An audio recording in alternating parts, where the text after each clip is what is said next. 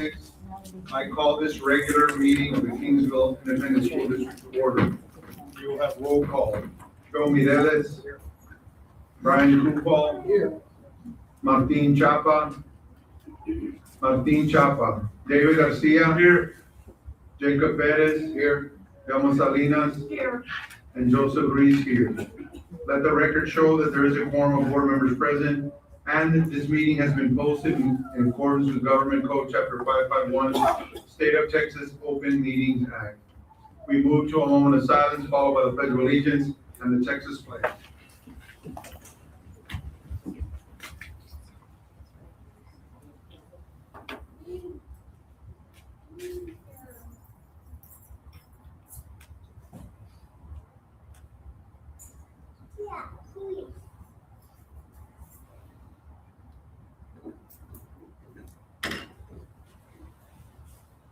Allegiance to the flag of the United States of America and to the republic for which it stands, one nation, under God, indivisible, with liberty and justice for all.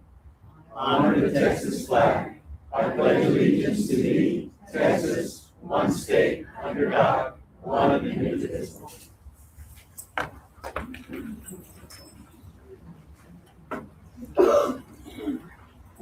We now move on to item number 4, public participation. Do we have anyone who wishes to address the board? Yes, we have Myra Sandoval on process and Elizabeth Ramos on board needed workshop. Ms. Sandoval?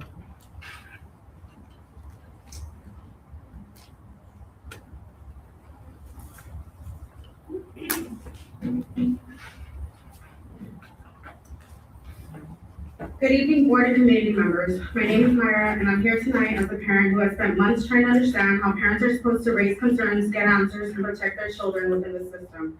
I'm here to speak about process, because process is what determines whether parents can meaningfully access resolution at all. Over the past several months, I've tried to navigate district channels the way most parents do, by emailing, making phone calls, attending meetings, and asking questions, and waiting in good faith for responses. What I've learned is that while those steps feel reasonable and cooperative, they often do not protect parents procedurally, and that is something many parents do not realize until it's too late. Most parents genuinely believe that emailing a principal, meeting with administration, or having phone conversations is the correct way to resolve an issue, and sometimes it is. We believe those conversations matter. We believe that when we speak up respectfully and with sincere intent, someone will guide us if there's another formal process we need to follow. Many parents don't realize there's a difference between an informal complaint and a formal grievance, and that difference matters when timelines and rights are involved. What many parents, myself included, don't realize until much later is that informal conversations do not stop grievance timelines from running. They do not preserve rights, and unless a parent already knows the grievance process, the clock can quietly keep running while families are still waiting for answers. How are parents supposed to know that grievance deadlines are quietly running in the background while we're being told that an issue is under review? I personally only learned about the formal grievance procedure after I came to this very podium and made public comment last month. It should not take a parent speaking publicly to only then be told there's another process they were expected to follow. This reinforces why clear guidance and earlier communication matter, because parents don't just wake up thinking, I need to go file a grievance today. We wake up thinking, I'm gonna send an email, I'm gonna ask for clarification, and I'm gonna meet with somebody. And when weeks or even months pass without any resolution, we're left to realize that the window to act may already have closed or closing. This is exactly why Texas Education Code Chapter 26A exists. Chapter 26 was enacted by the Texas legislature through Senate Bill 12 and took effect on September 1st, 2025, reflecting a clear intent to ensure parents are not procedurally disadvantaged when attempting in good faith to raise concerns and seek resolution. It recognizes something fundamental. Parents are not legal experts, and they should not lose their rights simply because they rely in good faith on communication through their child's school. Chapter 26A emphasizes that districts must have clear, accessible procedures for parent complaints and grievances, and that parents must be able to meaningfully participate in those processes. But that's only going to work if parents actually know when the timeline starts, what counts as formal, and when escalation is required. Without that clarity, the process becomes confusing, intimidating, and unfair. Parents should not have to become policy experts, statute readers, or procedural specialists just to advocate for their children. We send our kids to school trusting if there's a problem, it will be addressed, or at the very least, we will be told what steps to take next. Instead, what many parents experience is silence and delays, or being told that certain questions must be reviewed further by legal. I understand legal review has its place, but when basic questions, clarification, or public information requests take weeks or months, To resolve, parents are left waiting, but that procedural timeline continues to run. This creates a serious imbalance. We're not asking for legal advice or filing lawsuits. We're asking for communication, answers, and guidance. And when those answers don't come, parents are left guessing. Am I supposed to wait? Do I escalate? To who do I escalate? Is there a deadline? Those questions should never be mysteries. Another issue parents don't realize until it's too late is informal meetings don't cause timelines. Reasonable efforts to resolve issues cooperatively do not reset clocks. And unless someone explicitly tells a parent you need to file a grievance by this date, families may unknowingly lose the opportunity to be heard on the merits of their concern. That's not how trust is built. Parents tonight, please stay informed, continue to email, ask questions, and document everything. Keep records, dates, and responses. An email stating that an investigation is closed or no wrongdoing found does not end your rights as a parent. You still have options and deserve clarity about what steps remain. Complaints and concerns are not unique to any one parent. Any family who encounters silence, unclear categorization, or delayed responses could find themselves in the same position tomorrow. This is why it's not a personal issue, but a governance issue. Strong process protects everybody, students, staff, administrators, and the district. Clear timelines, consistent policy application, prompt acknowledgement, and transparent communication reduce conflict, not create it. Finally, I want to say this clearly and respectfully. The district and the board work for the public. That's not an opinion, it's a fact. Parents are not outsiders to this process. We're stakeholders. We're partners. When parents ask questions or raise concerns, it's not confrontation, it's civic participation. So tonight I'm asking for a few reasonable things. Clear communications about grievance timelines, clear explanations of when informal conversations and formal processes begin, and clear guidance to parents before deadlines expire. Please consider the consistency of the aligns with the spirit and intent of Chapter 26A. No parent should have to learn the system by trial and error. Parents want to work with this district, but we want solutions. We want our kids and our teachers to feel supported, but partnership requires openness, clarity, and trust. Please help ensure that parents are informed, not confused, guided, and not left guessing, and respected as the stakeholders they are. Thank you. Okay, thank you, Ms. Sandoval. Ms. Ramos?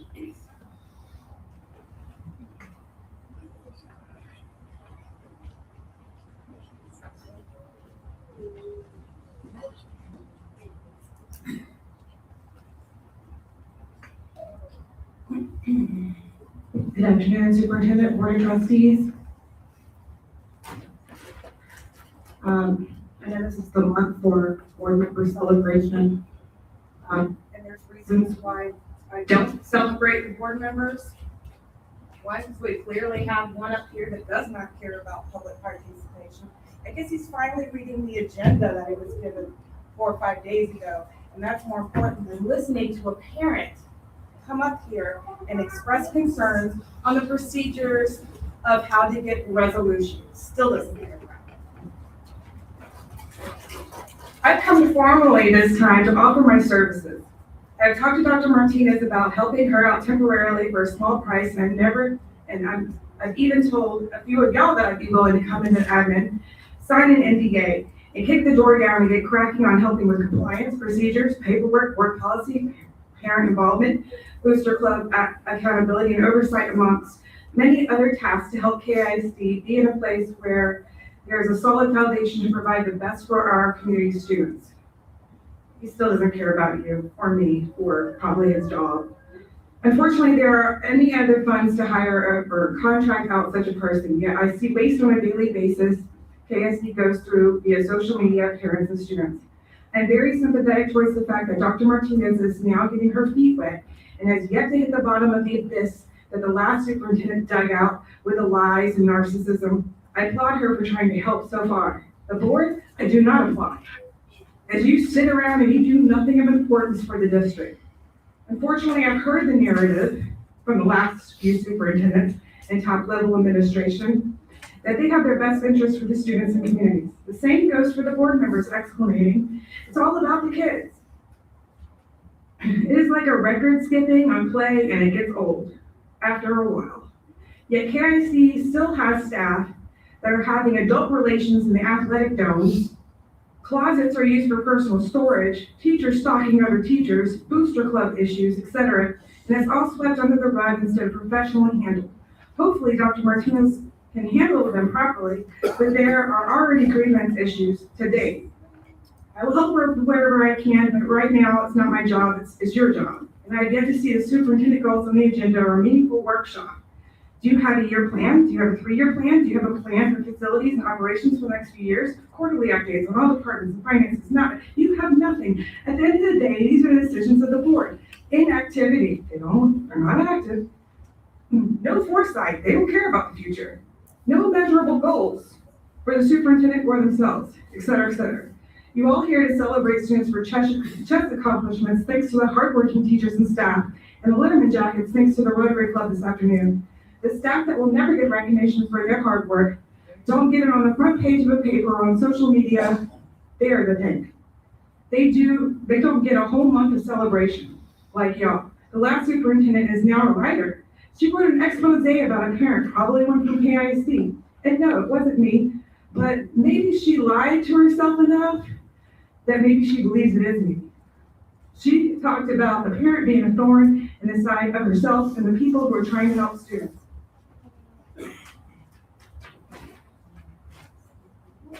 If I was a parent, I would not have given her a bouquet of roses. I would have given her a thorny cactus instead. Maybe then she will see how badly she hurt the many people and the kids in the community due to the board's complacency.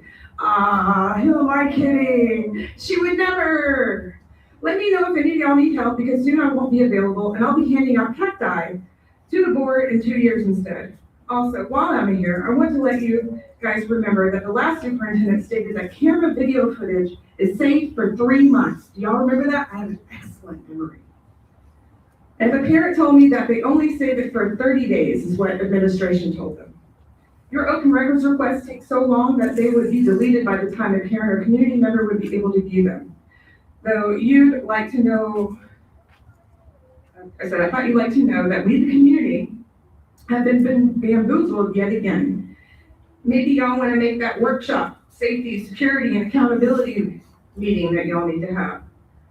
Thanks for your time. I'm not going to thank Brian Kufa because he was off on another planet. Thank you, Ms. Ramos. Is there anyone else that wishes to address the board?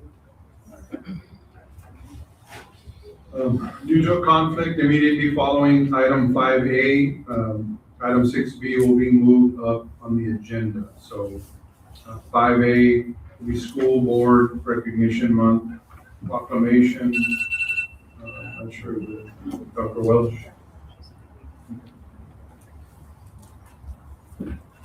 Good evening, School Board President, Dr. Martinez, and the rest of the school board. I'm here to read the proclamation for the school board. If I may. Whereas of the public schools, whereas the mission of public schools is to meet the educational needs of all children and to empower them to become competent, productive contributors to a democratic society and ever-changing world. And whereas local school board members are elected by their community members to do what's best for students, and whereas local school board members work closely with parents, educational professionals, and other community members to create the educational vision we want for our students, and whereas local school board members are responsible for ensuring the structure that provides a solid foundation for our school system, and whereas local school board members are strong advocates for public education and are responsible for communicating the needs of the school district, public, and the public's expectations to the district.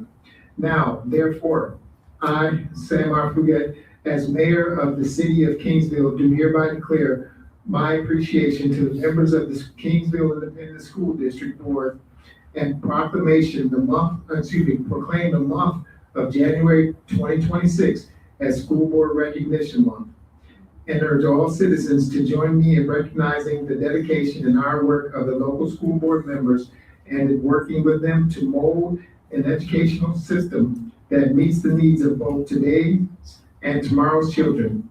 In witness whereof, I have hereunto caused the seal of the city of Kingsville, Texas, to be affixed to this, the 21st day of January 2026. Thank you. Thank you, Dr. Welsh. We now move on to item 6B, discussion and possible action regarding the National School Counseling Week proclamation. Dr. Welsh again.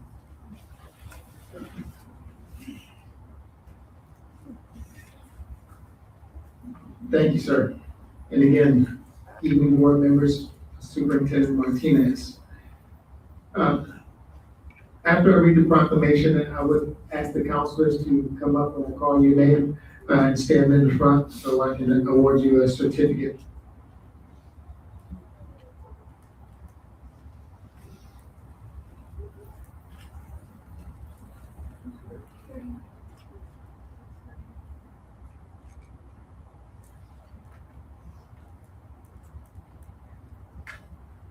Thank you. National School Board Week will be February 2nd through the 6th. It's proclamation for National School National School Counseling Week. Proclamation. Whereas school counselors are employed in public and private schools to help students reach their full potential. And whereas school counselors are actively committed to helping students explore their abilities, strengths, interests, and talents as these traits relate to career awareness and development. And whereas school counselors help families focus on ways to further the academic, career, social, emotional development of their children. And whereas school counselors work with teachers and other educators to help students explore their potential and set realistic goals for themselves. And whereas school counselors seek to identify and utilize community resources that can enhance and complement comprehensive school counseling programs and help students become productive members of society. And whereas comprehensive school counseling programs are considered an integral part of the educational process that enables all students to achieve success in schools. Therefore, be it resolved that the Board of Trustees of Kingsville Independent School District do hereby proclaim February 2nd through the 6th, 2026 as National School Counseling Week. In official recognition thereof, we hereby affix our signature on the 21st day of January 2026. If I may get the counselors to come up and receive your awards. Sandra, Barrera, San Miguel.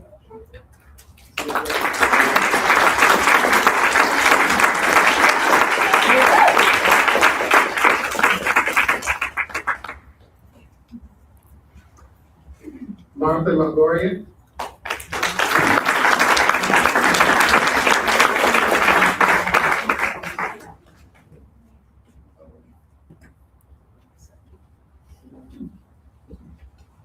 Jeanette Salamis Lopez.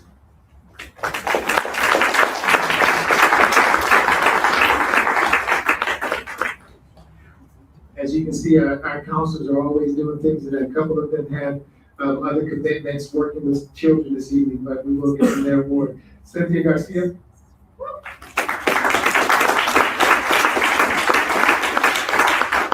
Laura Garcia.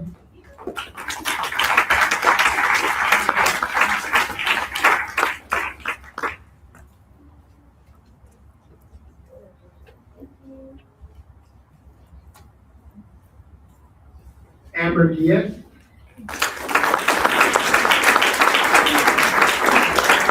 And Veronica Salazar.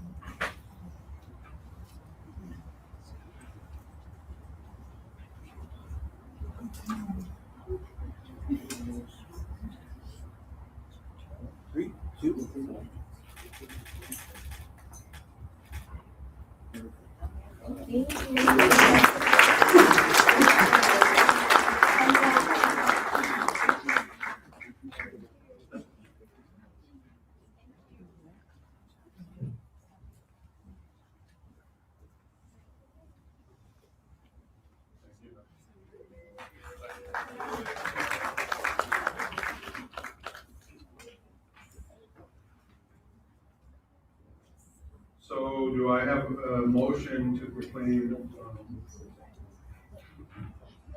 February 2nd to the 6th, 2026 as National School Counseling Week. Is there a motion? Motion made by Delma Salinas. Seconded by Joe Mireles. All those in favor say aye. Aye. Any opposed? Motion carries 6-0. We now move back on to item 5B, Superintendent's Update, Dr. Luz Martinez. Good evening, Board President, board members, and members of the public. Thank you for being here at this regular board meeting. A reminder to our students that this coming Thursday and Friday of next week, we have the stock show holidays.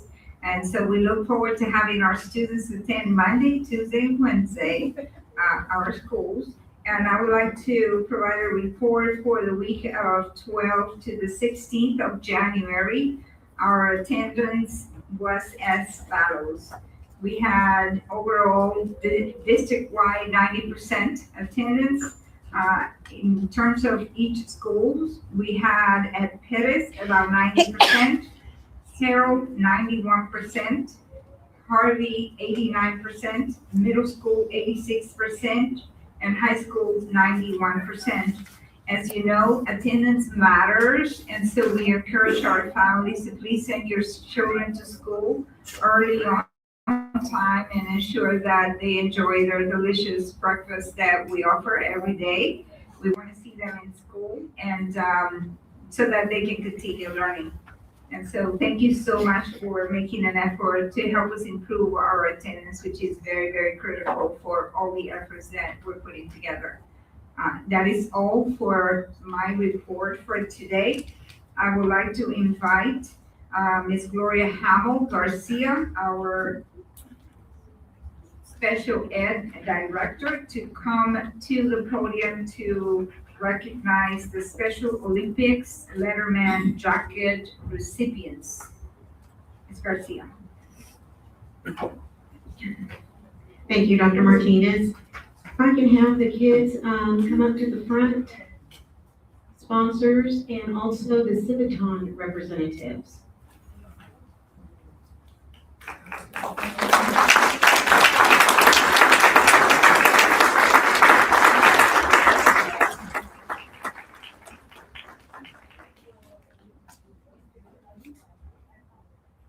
Good evening, Board President, Superintendent Martinez, board members, and members of the public.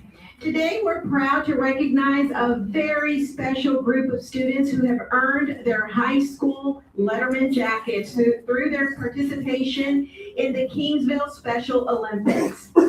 This evening, we are recognizing Brianna Kent, Martin Chapa, Jacinda Garcia, Elizabeth Robles, Gavin Cross, and also Gasper Ramirez.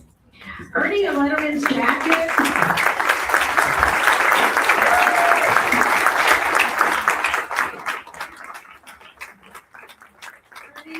Earning a Letterman's jacket represents commitment, perseverance, teamwork, and school pride. These students have shown all of those qualities and more. Through their dedication to training, competition, and representing Kingsville with pride, they have demonstrated what it truly means to be a student athlete. They show up, they work hard, they support one another, and they never give up. We are incredibly proud of each one of them. Behind every one of these great students is a strong support system. We want to take a moment to recognize and thank their families and parents whose encouragement, time, and unwavering belief in their children make achievements like this possible. Your support plays a vital role in helping our students succeed both on and off the field. We also want to extend a very special thank you to Michelle Corrales and Melissa Gonzalez.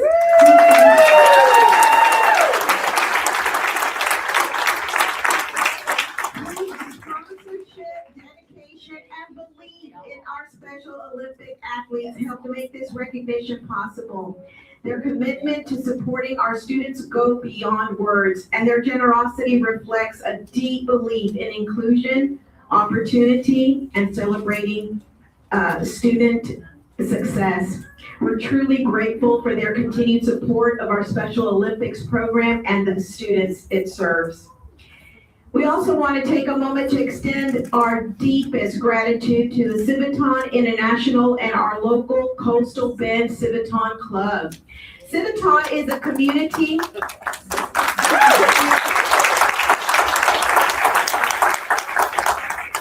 Civitan is a community service organization with a long-standing mission and emphasis on serving individuals with developmental disabilities. Their commitment to helping others and strengthening communities is truly inspiring. Through their generosity and dedication to service, the Coastal Bend Civitan Club made this recognition possible by sponsoring and providing the Letterman jackets for our Special Olympics athletes. This gesture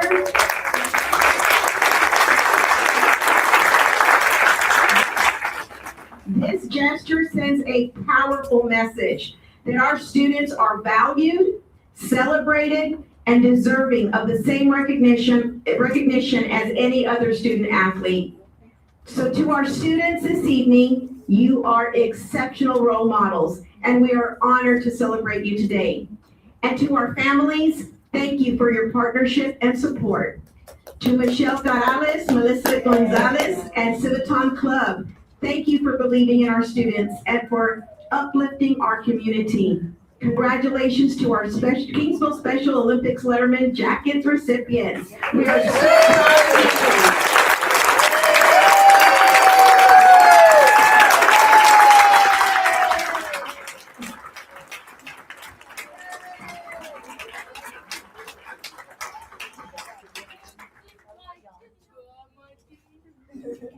Thank you, appreciate it.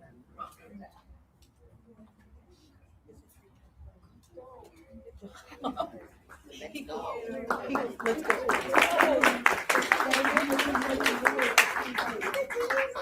If anybody wants to learn more about our local Civitan Club, we're going to leave some little strips of paper on this front table.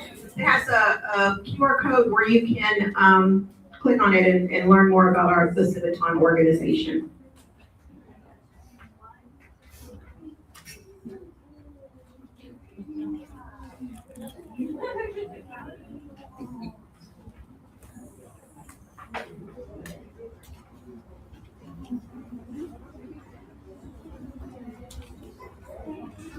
Thank you, Ms. Gloria Hamill Garcia.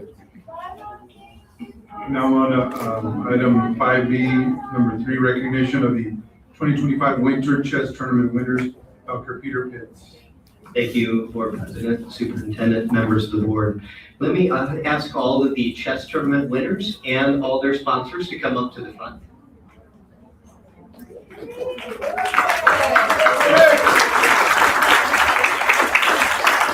You can just go right up to the middle. On Saturday, December the 13th, KISD held their 2025 Winter Chess Tournament. Students from grades 2 all the way through high school competed in beginning, intermediate, and advanced divisions. This tournament showcased the year-long preparation of the competitors. After 7 rounds of intense competition, the event culminated with an award ceremony. Every student that competed received a tournament ribbon, and the division winners received trophies. We would like to thank all parents, administrators, teachers, and paraprofessional staff who worked so hard to make this event a huge success. The winners for the tournament were, and if you could, students, please raise your hand when I call your name. Christian Benavides, second grade. Go Chris! Second grade. Austin Campos, third grade. Feliciano Pettis, third grade. Lucas Campos, fourth grade. Evan Salinas, fifth grade. Ian Hernandez, fifth grade. David Cavazos, fifth grade. Kiana Valdez, fifth grade. Leslie Lerma, HMK High School. Brian Mikel, Cullen, Gillette Middle School. Maria Sandoval, H.M. King High School. And Antonio Castillo High School. And we have two of our chess sponsors here tonight, Yesenia Nieto from Hero. And Alman from Chess. ¡Vamos, Alemán!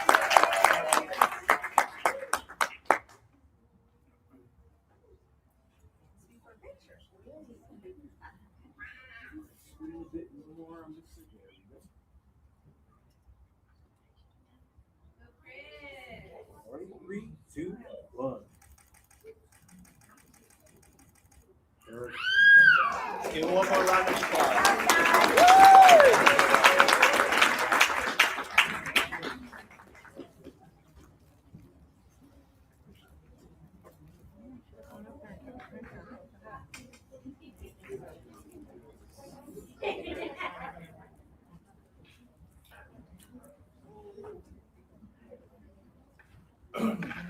Thank you, Dr. Pitts. We now move on to item 5C, overview of STAR EOC December results. Ms. Dana Moore and Ms. Tanya Williams.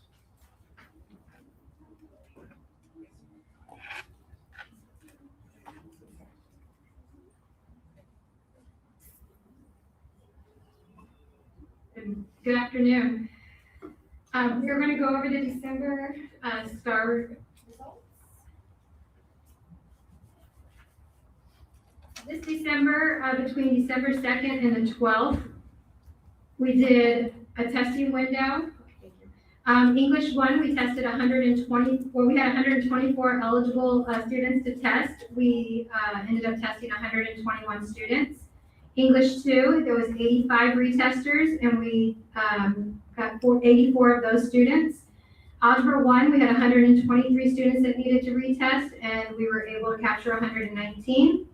Biology, we had 31 students, and we were able to capture 28 of those students. And then US History, we had 43 students, and 42 of those tested. Students who retested were retesters, students that previously were unsuccessful in one or more of the tests. They were first, we also had our US History 1302 students for the first time test, and those were currently enrolled in the dual credit History 1302. And then we had other exceptions for students that transferred in and enrolling with the course credit, but had not passed the test. So those are all of the students that tested in December. These are preliminary scores. The final scores will not be released until March 23rd, 2026. There were a few that were scored. Those were any of them that had zeros on the extended constructed response, and that triggered a rescore automatically. Any student who is within 1 point of moving to the next performance level was also triggered a rescore in English. The rescore report was received January 15th with no significant changes to the preliminary data. So those that were rescored, we did get those results back. Looking at the first page, English 1, in the December English 1 scores, we had 78% of students that did not meet, 16% that hit approaches level, 7% at meets, and 0% at masters. At the very bottom, you can see where the state, region, and district were. So the region was at 68%, and the district was at 78% at did not meets. 22% region approaches, and HMK was at 16%. Meets was 9% at the region and 7% in the district. And then masters was at 2% and 0% at HMK. English 2. We had 77% of students that did not meet, 17% at approaches level, 6% at meets, and 0% at masters. Again, at the bottom, you can see our comparison with the region. Algebra 1, we had 68% of those students that tested did not meet, 29% were at approaches level, 2% at meets, 1% at masters. Biology, We had 39% of students that did not meet, 54% of students at approaches level, 7% at meets, and 0% at masters. And on that one, I do want to show that we did have, we were ahead of the region with the do not meets, and at approaches level. So we were above the region in biology. U.S. history, we had 12% of students not meet, 40% at approaches, 19% at meets, and 29% at masters. And again, at the bottom there are comparisons to the district. We fell a little short of the district in approaches. We were above, in did not meets. We were above in approaches, a little below on meets, and above in the masters compared to the region. Our next steps, we're going to conduct targeted data analysis with English 1, 2, algebra, biology, and U.S. history. Teachers to identify priority standards and skill gaps. Students will identify progress monitoring through their scores by creating and using a tracking sheet.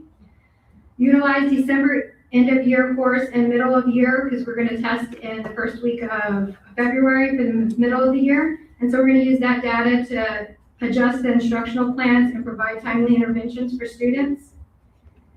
Implement small group interventions and tutoring focused on literacy and mathematical foundations. Monitor progress through ongoing formative assessments and campus walkthroughs to ensure instructional aligned adjustments are implemented with fidelity. Strengthen daily professional learning communities, which are PLCs, in collaboration with math and English teachers focused on high quality instruction and data analysis. Some of our EOC retesters for Algebra 1 already take algebraic reasoning, so they're in that class. And then we have our English kids that need to take English 1 and 2 in the English 3 and 4 retesting classes. Biology has a daily routine rotating period that we're going to start now with Brahma time. We were doing a little different, but we had majority of our kids pass during the intervention period, focused on targeted standards. And then we started Saturday school last Saturday, and we're going to continue for a minimum of twice a month, focused on targeted standards. So we had Saturday school last Saturday, and we'll have it this Saturday. We had 150 kids show up last Saturday. Any questions? Well, first of all, I'm disappointed with this one. Second of all, how many times do we meet with these students individually to show them where they're at? I mean, you can pull the conversion charts from the TEA website and show them like how many points they were away from passing. You know, I really feel that would help. So we do break down the data with them, and we also have them with the retesting classes, and so they pull the different data and speak with the students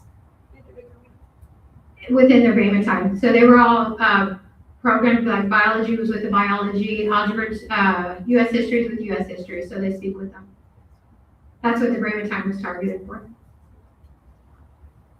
Can you tell us a little bit about Saturday school?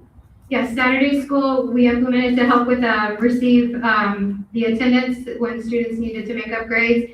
We had English, we had core teachers that were interested to come in and help with the students. We worked with our IXL program that's approved through the state in English and math for them to be able to work on where they're at, and so that way they're targeted instruction on based on their level. And then we also are using the IXL program. So you said 151 this last Saturday? Yes. And are they invited, required? I mean, So this group of kids were able to sign up as needed. We're going to create after-school programs, so that way tutoring, so it could be more direct on the individuals. We did split up the groups, so based on needs, we had some in the library, some in the lecture hall, and in the cafeteria areas, and pulled out and spoke with those based on, like, one of my English teachers needed to work individually with a group of their students, and he came in and he had those kids working with him. do you think a lot of these retesters were in there? I believe so, yes. When they're making up time of their hours, is it 1 hour for each hour? Is it 1 hour for 2 hours? When they come in, how do you do that? Saturday school, we did 1 hour for 2 hours, they did 4 hours, and then completed for a day. All the other hours after school are an hour for an hour.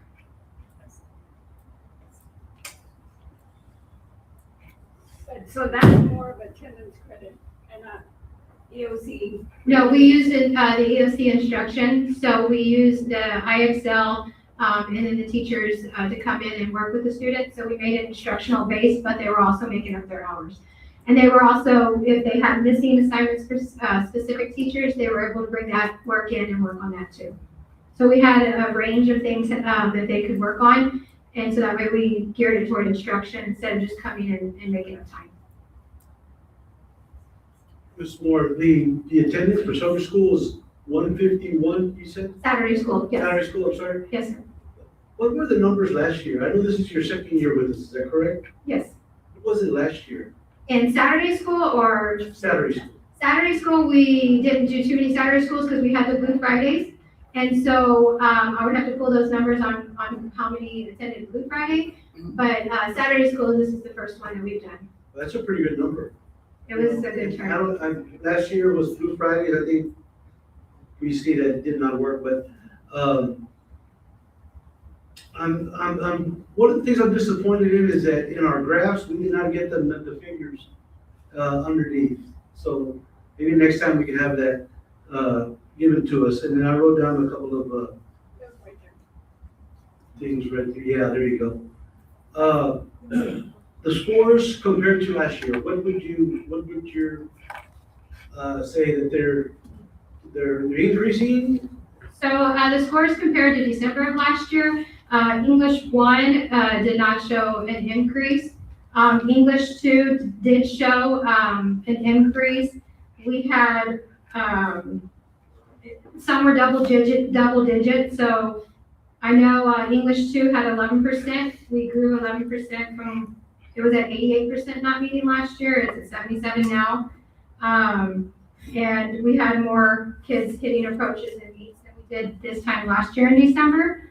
Algebra, we had the same thing, 11% growth from kids not passing to now passing, and an 8% like in approaches. And so we grew in everything except for English 1 if we're comparing.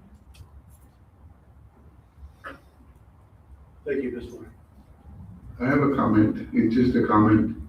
I know that you were comparing our scores to the region or to the other school districts. I'll be honest with you, I really don't care how they're doing. I care about our students. Now that's information, you're just comparing, and to me that doesn't really show anything, it really doesn't. I'm just concerned about our scores, and I agree with Ms. Salinas, the scores don't look good at all. But I'm just concerned about our students in our district and the scores that we get. This is probably a time of question on the approaches. What do we get from the state? It's approaches, means, and baskets. Is it like that point? If the students show growth, we'll get that half point of yearly growth. If they show a whole year's growth, we'll get a full point. So if you would like, I could bring you that transition table that will show you that growth. Yes. Do you have any idea between English 1, English 2, and algebra, there could well be one kid that's in multiple of those categories for a retester? Is there a person assigned in the district that kind of bird dogs these kids to ensure that they're taking advantage of all of the opportunities that they have?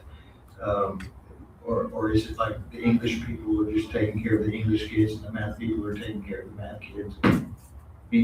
When it comes to instruction, we have it based on departments, but we do have the counselors, the administrators. We do look at where the students are, and when we created the master schedule, we were able to place them where they need us to make sure that they have the instruction that they need. Because these are, obviously these need some kind of individualized instruction. I would assume, to kind of get him back on track. I have a question. I know you mentioned that we had 150 students that attended that Saturday school. Out of those 150, how many students were there for remediation for the EOCs? I would have to get that data for you and break down based on the number. Because I really feel that those Saturday schools should really target the EOCs, because that's basically what we were reporting today, and not so much the attendance. Because I really feel that it needs to be very, very intentional. You know, we need to really try to help those kids get to the next level. And we broke down the data on how many are off from just a point. If they, from 1 to 5 questions to get to that next level. And so we're having those conversations with the My concern is if we have a classroom of, say, 10 students, 5 of them are there for attendance and 5 for remediation. I mean, what are those other kids doing aside from the ones that are trying to pass the STAR or the EOCs?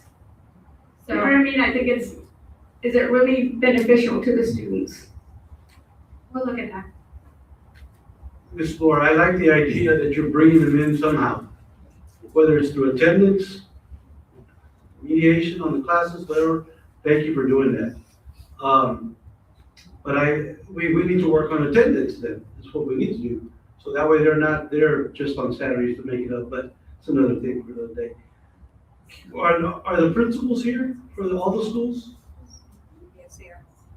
Thank you all for showing up, because I know it's hard to come to your campus and stick in there in the fight that we're in, because we're in a fight, okay?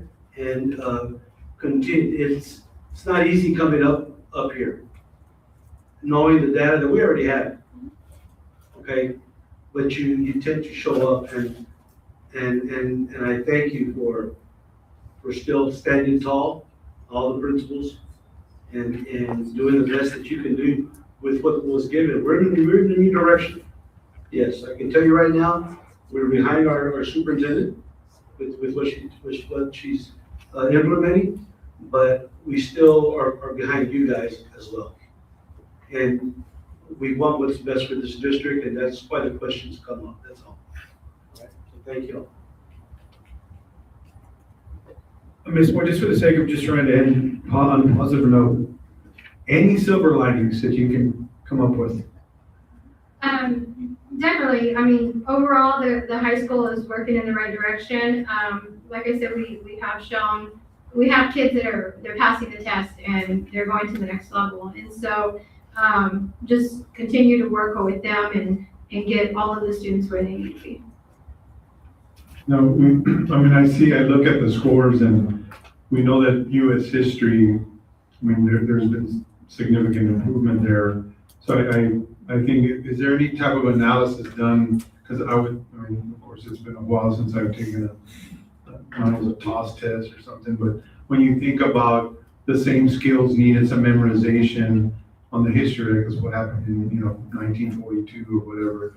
So as compared to the English tests, like I know English is going to be a variation. There's a writing sample, but maybe using some of those same type of skills that the history teachers are using, can maybe that impact or help, the English scores? I don't know. I know it's probably reading passages and then answering questions. So obviously there's some sort of impact or something being done on the history side. Can that maybe correlate to the English side? I don't know. Just thinking about that. So yes, we are doing cross-curricular. So we're trying to support, we're supporting the English, having different subject areas, help with the short responses and the different question types that happen in English. So we are working on that. Right. Thank you. Any other questions? Okay, thank you, Ms. Moore. Thank you, Ms. Williams. We now move on to item 5D, budget recap, check register for November 2025. Dr. Peter Fitz. Thank you, Mr. Reese.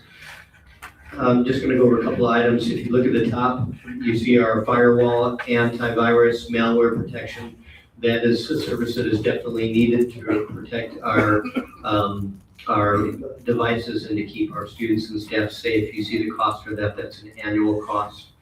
IXL, we talked about that also being used for intervention at the high school and at our other schools. That's an annual cost as well for that software. I want to point out the flood insurance. So this is a separate policy from our regular property and casualty insurance that will be brought next workshop for review and then in February for approval. So at Clayburg Elementary School a few years back, it was designated as a flood zone. So that is required to have a separate flood policy, and that has been the one that every year has been on a different calendar than the other property and casualty insurance. We have tried to get it on the same calendar, but we were kind of grandfathered in with the rate, and if we go off, we'd have to stay off for a whole month to go back on, and it'd be a higher rate. So we've elected to keep it at the November renewal there. I'll take any other questions that you have on the check register.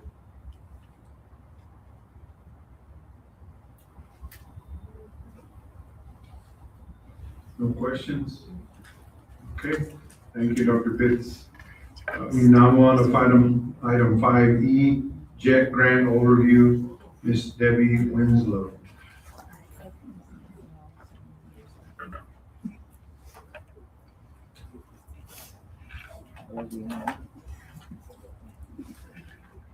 Good evening, Board President Joseph Reese, board members, Superintendent Dr. Martinez, and audience. Thank you for allowing me to present on Jobs and Education for Texas, JET grant.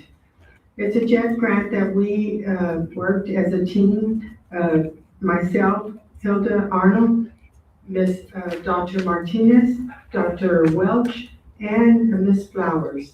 We worked on this grant for dual credit manufacturing welding program. The background of this grant is that the Job and Education for Texas JET grant is a competitive state-funded program administered by the Texas Workforce Commission. The purpose of the grant is to support, I'm sorry, I'm not good at this.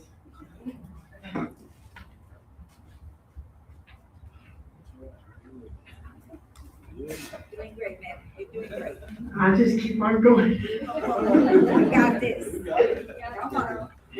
Okay, the purpose of the grant is to support the expansion of the Career and Technical Education, CTE program by funding the purchase of industry standard equipment for high demand occupations such as welding, I'm sorry, I have a typo there, manufacturing, healthcare, construction, and other skilled trades aligned to regional workforce needs.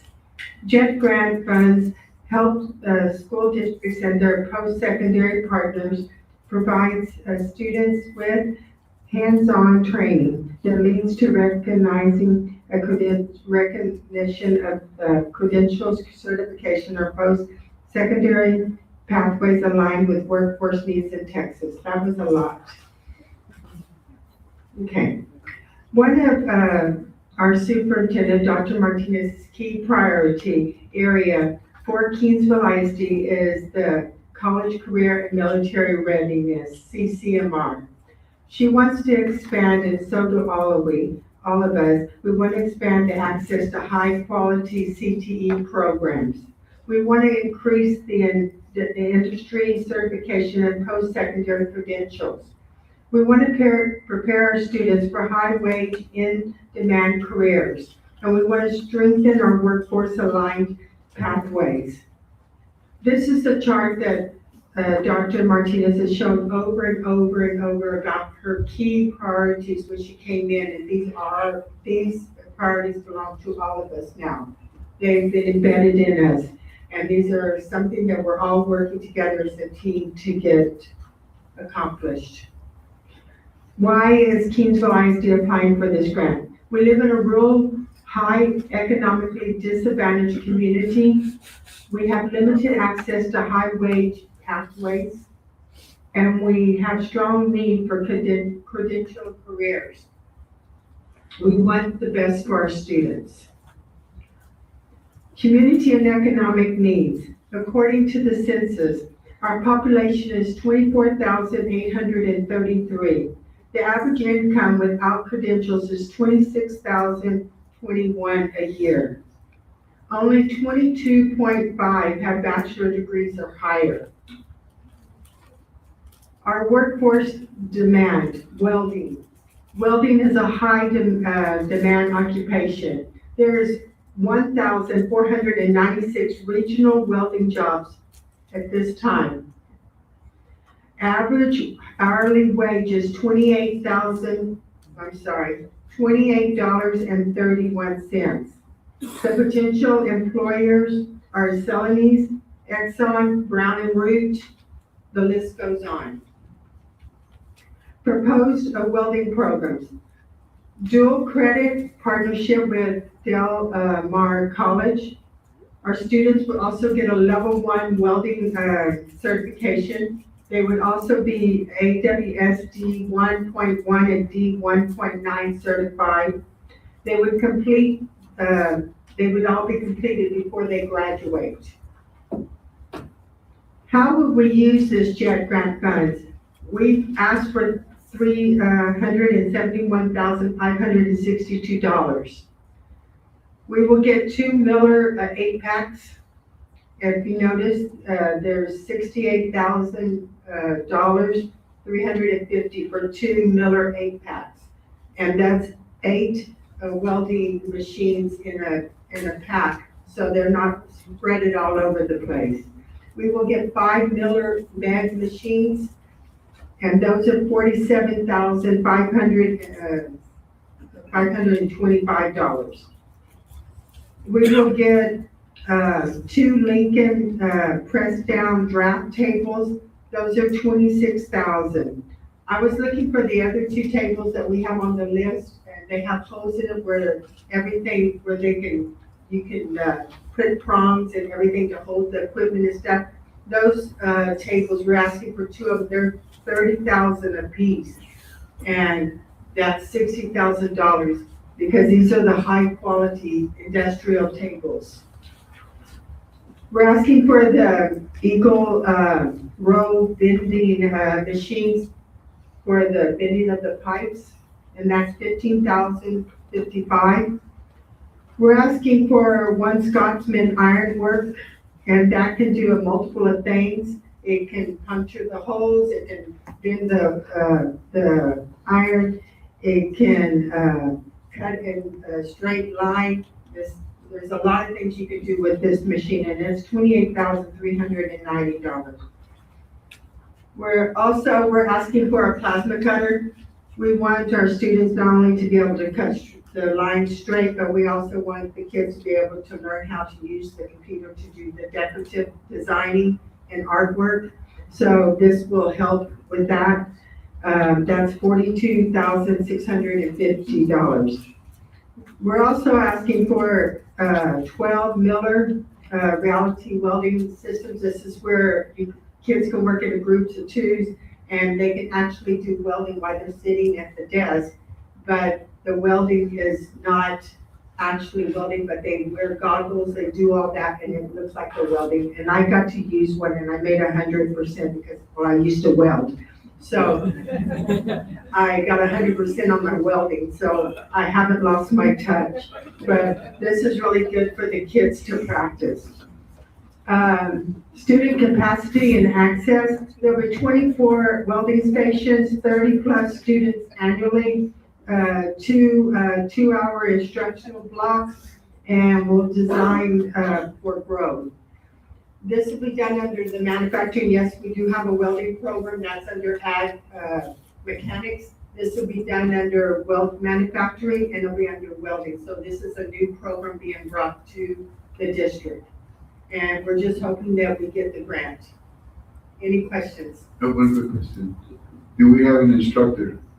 Yeah, Delmar will be coming in to be our instructor, but also we have our welding teacher that will also be helping. And it's not the we have 2 welding teachers at this time because welding is a big demand at the high schools. And they're up to all this machinery, how to And work they it. know, everyone knows everything. Because I was looking at all the pictures and I don't know what any of that stuff I'll is. teach you.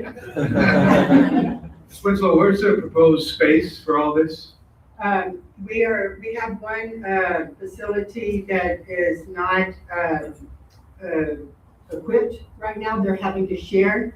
So one of the sides, because we have 2 sides in the back of the ag mechanics and in between the aircraft. So they will be utilizing one side and we will be fixing up a state-of-art new facility. That's behind the tennis courts or right in between tennis courts and the No, dome? it's the ag facility, there's the first ag building, then there's the where the aircrafts are, and then the next one is the welding one that's like right in front or behind, where all the welding goes on. Well, the first one will be turned into a state-of-art welding program. And we've already gone in, Dr. Martinez, Dr. Welch, and Ms. Moore. We've all gone in there to look at the facilities and stuff, and it's gonna work. What do you think the odds are for getting this grant? We're gonna get it. We don't deal with odds. We've got to start thinking positive and we'll get positive results. If we don't, then we're gonna stay in the same boat. So, we all worked very hard on this grant, the team, and I couldn't have done it without them, but thank y'all very much for helping me.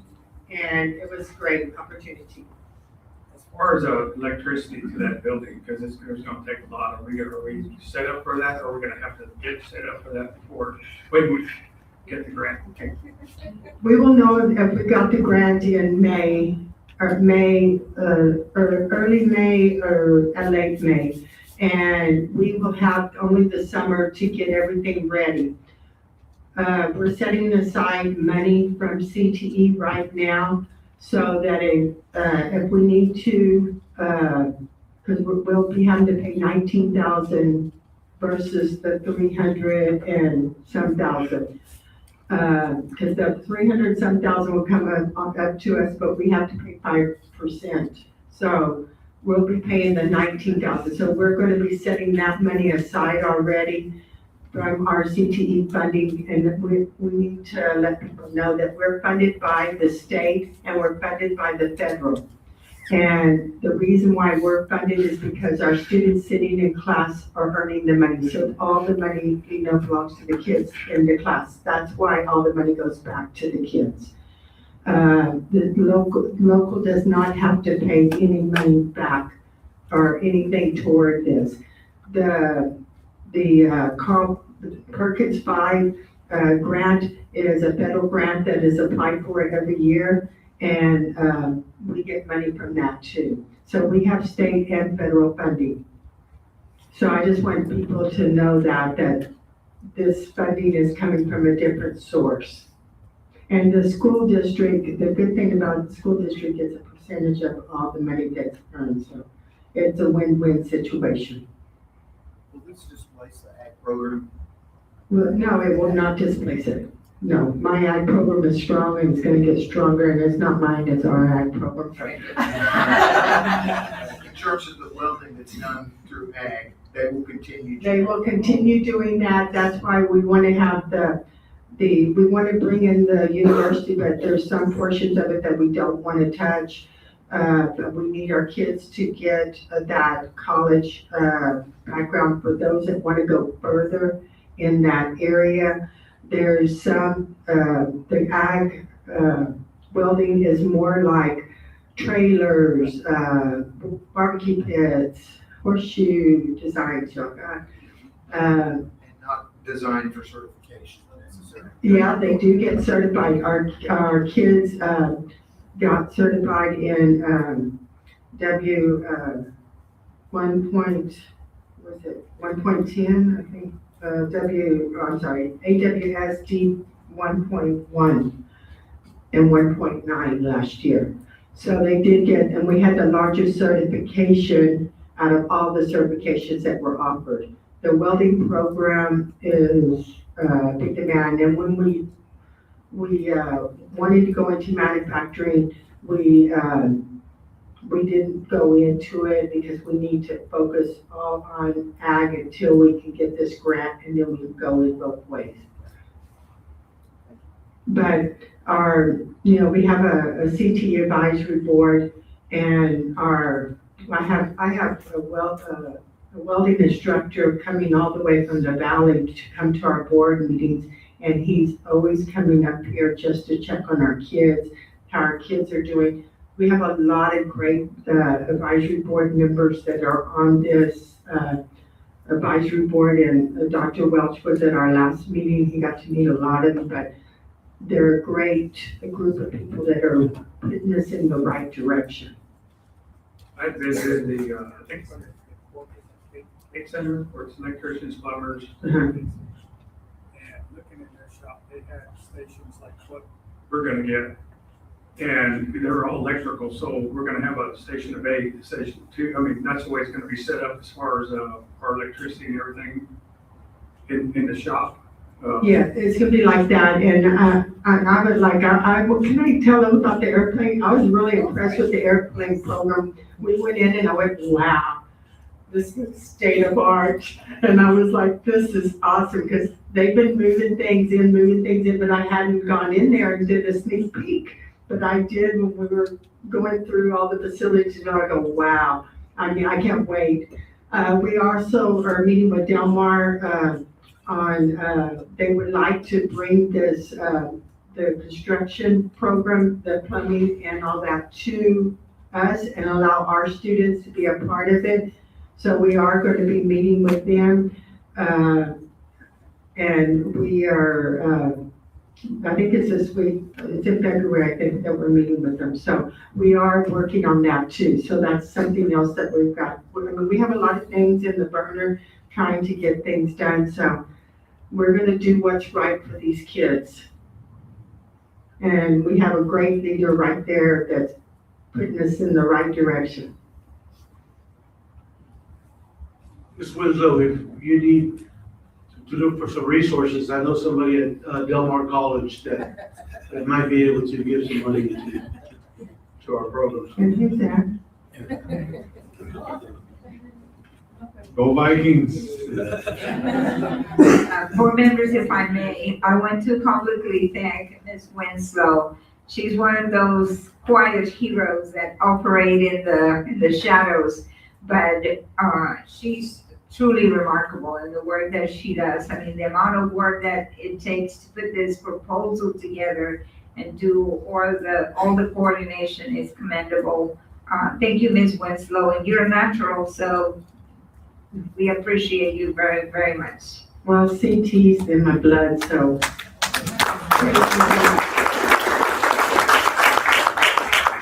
Thank you, Ms. Winslow. Now we move on to item 5F, School Improvement Plan Draft. Dr. Martin? Would you like to stay here? You can say that. Stay here? Yeah.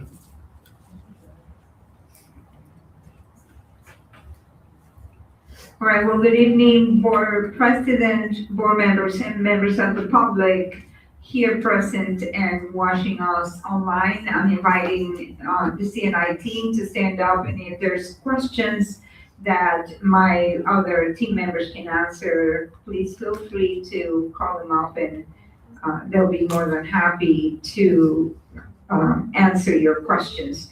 What we are doing tonight is presenting the draft plan with some updates that we have done so far regarding our school improvement plan. A lot of time, effort, and data consideration has gone into this, and we're still not there yet. There's still a lot of work to do in developing this plan, but we're excited about what we have so far. We want to reiterate that in Kingsville ISD, systemic and transformational change is already happening. It's sometimes moving a little slower than I will prefer, but it is happening, and we're committed to continuing to push forward. As you know, we are anchoring our plan in our mission to ensure the safety and that all students enjoy a challenging academic environment in partnership with the community and the parents, so that they can achieve futures of excellence. So today they can learn and tomorrow they can lead wherever they choose to go. So we're committed to that. As you know, these are the priorities that I have set based on the data, the conversations I had with stakeholders, and your priorities for the district to move forward. And so they continue to be the focus of our work as well. But again, we want to make sure that we communicate to everybody that we are more than a score, right? We have much to be proud of in Kingsville ISD and much to celebrate.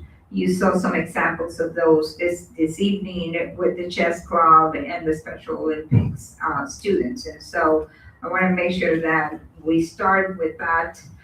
But the reality is that we have challenges in our district, and we have to tackle our challenges, in particularly in the areas of funding and academics. So let's start with funding first. We have a budget deficit of $4.2 million currently.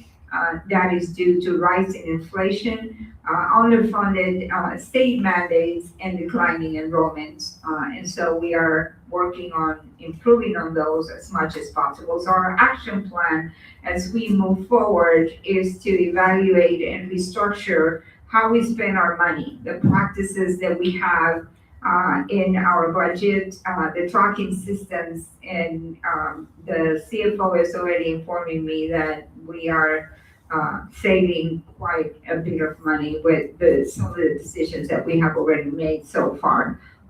We want to decrease the overall budget spending without compromising student support. That has to be number one.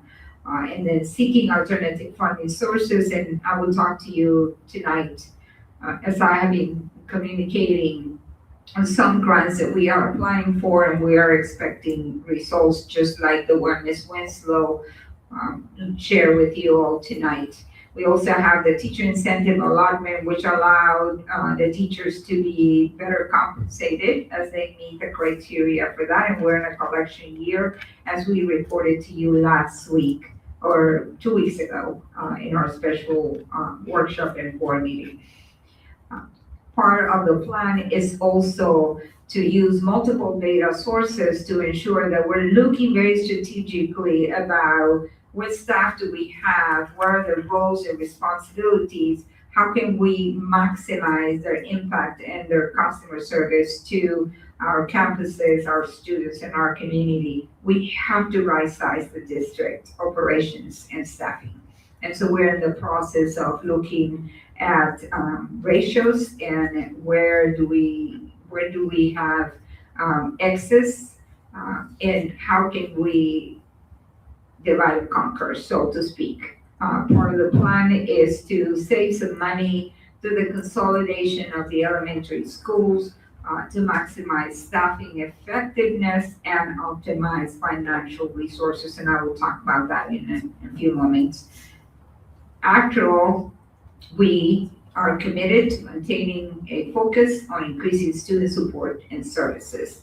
We want to prioritize the preservation of student-facing instructional, intervention, counseling, support services. In other words, we want to protect first and foremost what directly impacts students. And then to do so, we are going to continue to evaluate that everything that we do is in alignment with the school improvement plan, that all the decisions that we make are in alignment with the priorities, with the goals, and we're working on strategizing those metrics so that we have very clear pathways to determining if we are achieving the outcomes that we are seeking moving forward. At the end of the day, continuous improvement is the name of the game. Just because we make certain decisions, that doesn't mean that those are always going to be the same. We will continue to evaluate and adjust as necessary to ensure continuity and effectiveness of services and support. These are some of the grants that we are applying for as we're seeking other funding sources and the grades that it impacts in each area and what is the purpose for the grants. As you see, some are K through 12 for all grade levels, some are pre-K through 5th, and others are specifically for the high school level. And I will be addressing some of those in detail in a few moments as well. So we do have challenges in the funding area, and we are committed to working collaboratively to ensure that we are strategizing our expenses and aligning it to our school improvement plan. But let's talk about academics, and academics is really what drives the accountability system that we have in our schools. And even though we have many things to be proud of, we can't ignore the fact that we are an F district and have been an F district or a D district for the last 4 years, and we gotta do better for our kids. Our kids deserve to go to schools that are better rated because we have tremendous potential in our schools, and we have to tap into that potential. Several board meetings ago, we talked about the RDA accountability process in bilingual, other special populations, and the special education. And we have some challenges and some celebrations in those areas as well that we are tackling as well. And so we are really proud of the efforts that we're putting together in those areas. But these are our accountability ratings for the last 3 years for each of our schools. There are 2 schools that are in urgent need of intervention, and they are Gillette Middle School and Harvey Elementary Schools. And they have been F-rated for 3 consecutive years. And so why does this matter? It matters because change is urgent and necessary. We cannot continue to do the same thing and expecting different results. We have to change our strategies. So again, Harvey and Gillette are our most urgent needs. And this matters because this year we are waiting for TEA to assign a monitor or conservator to oversee improvement actions. But for next school year, if we don't improve, we have the possibility of a TEA takeover as Texas Education Agency have taken other districts, I believe 5 of them this school year, and which means the school board will be replaced, the superintendent will be fired, and a new school board of managers and a superintendent will be appointed by the commissioner. We don't want to get there. So that's why we have an urgent need to improve, because we pretty much have 1 year left to make this work. And so as we continue to spread the word and ensure that we have a strong call of action, every decision that we make, how we use our time, our resources, how we support and engage with one another matters. And when I say all of us, right, all stakeholders matters because they impact the school improvement efforts that we're making. When I mentioned at the beginning attendance and the importance of ensuring that our students come to school, it matters, right? It matters not only because the kids are not learning, but it also matters because it impacts what we can do to change the trajectory of their learning experience. And so what are we proposing to the board, as we have been talking about for the last 2.5, 3 months, is to have an elementary realignment where we move from 3 elementary schools to 2 elementary schools organized by grade levels. One school will house students from pre-K, kindergarten, 1st and 2nd grade, and then the other campus will receive the students from 3, 4, and 5th grade.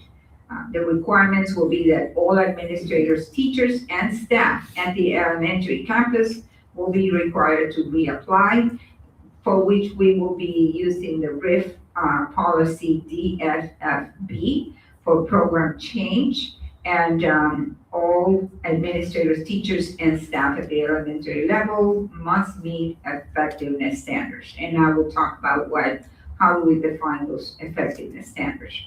So, proposal is students from Perez, Harold, and Harvey that are in pre-K, kinder, first, second grade will be housed at Clayburgh, which will be repurposed. We currently have early childhood program there, as well as our DAP and CARE campus, CARE Academy, that will be moved to other facilities.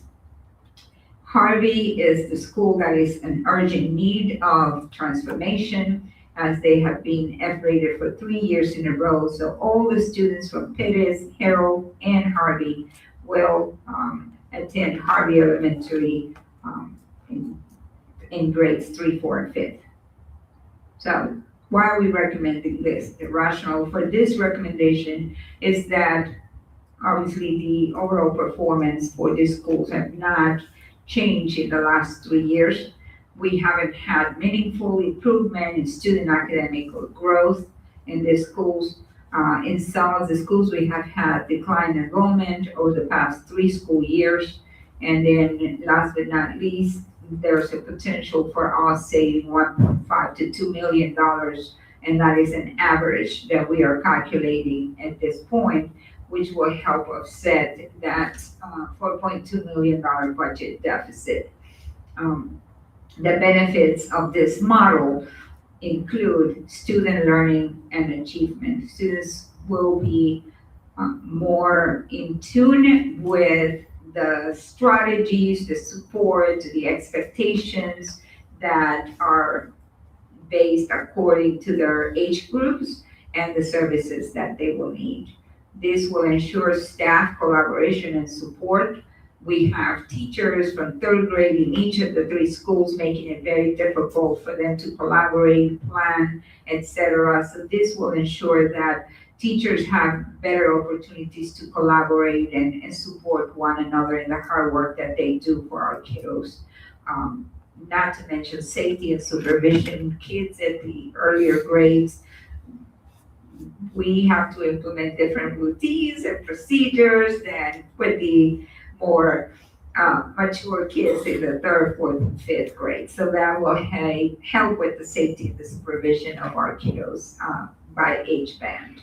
And last but not least, we will have operational efficiency and logistics by having all students on the same grade level going to one school and concentrating, maximizing resources into those 2 schools instead of 3. So, how do we plan to build a system of great elementary schools? We are applying for, or we applied already for the Accelerated Campus Excellence Grant back in December, and we are awaiting response on that. But I'm presenting the plan based on this model. So this model includes 5 tenets, and those are strategic staffing, including effective administrators and teachers, instructional excellence, social emotional supports, extended learning in the school year and the summer, as well as supportive parent and community partnerships. Those are the big tenets of the ACE model. Remember, Accelerating Campus Excellence. When I say ACE, that's what it's called. I will address each of them separately to illustrate what is our plan. So in the strategic staffing, the team and I have met, and we have looked at multiple data points.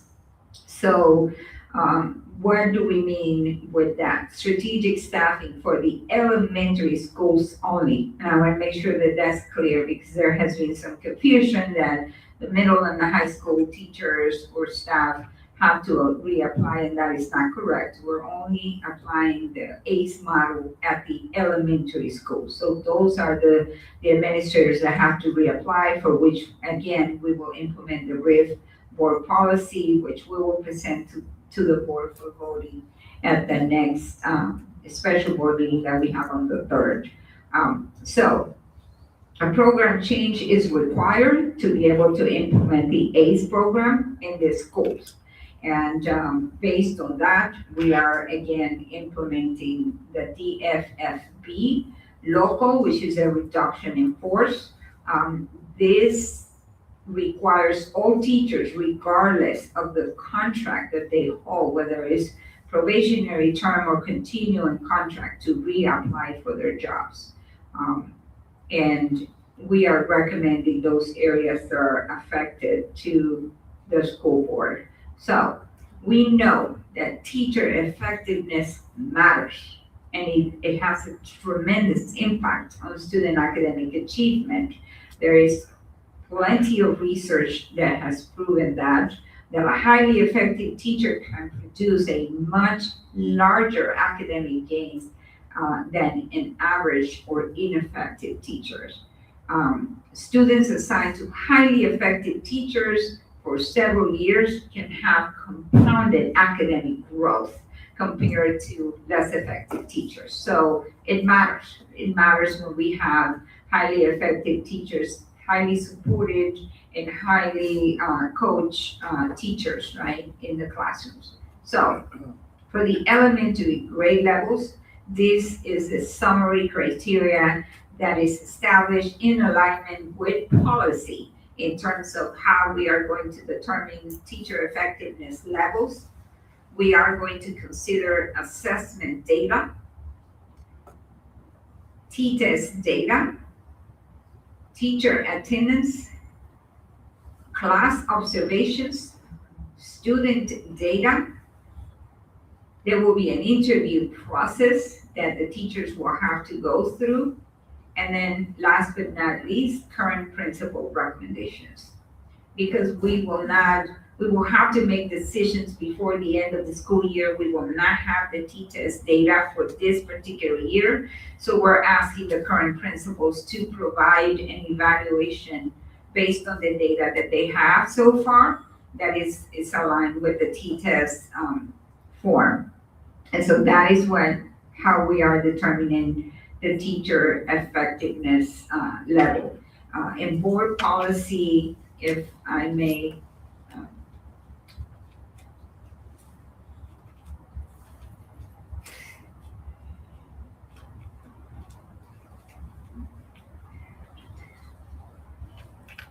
it was here, it disappeared.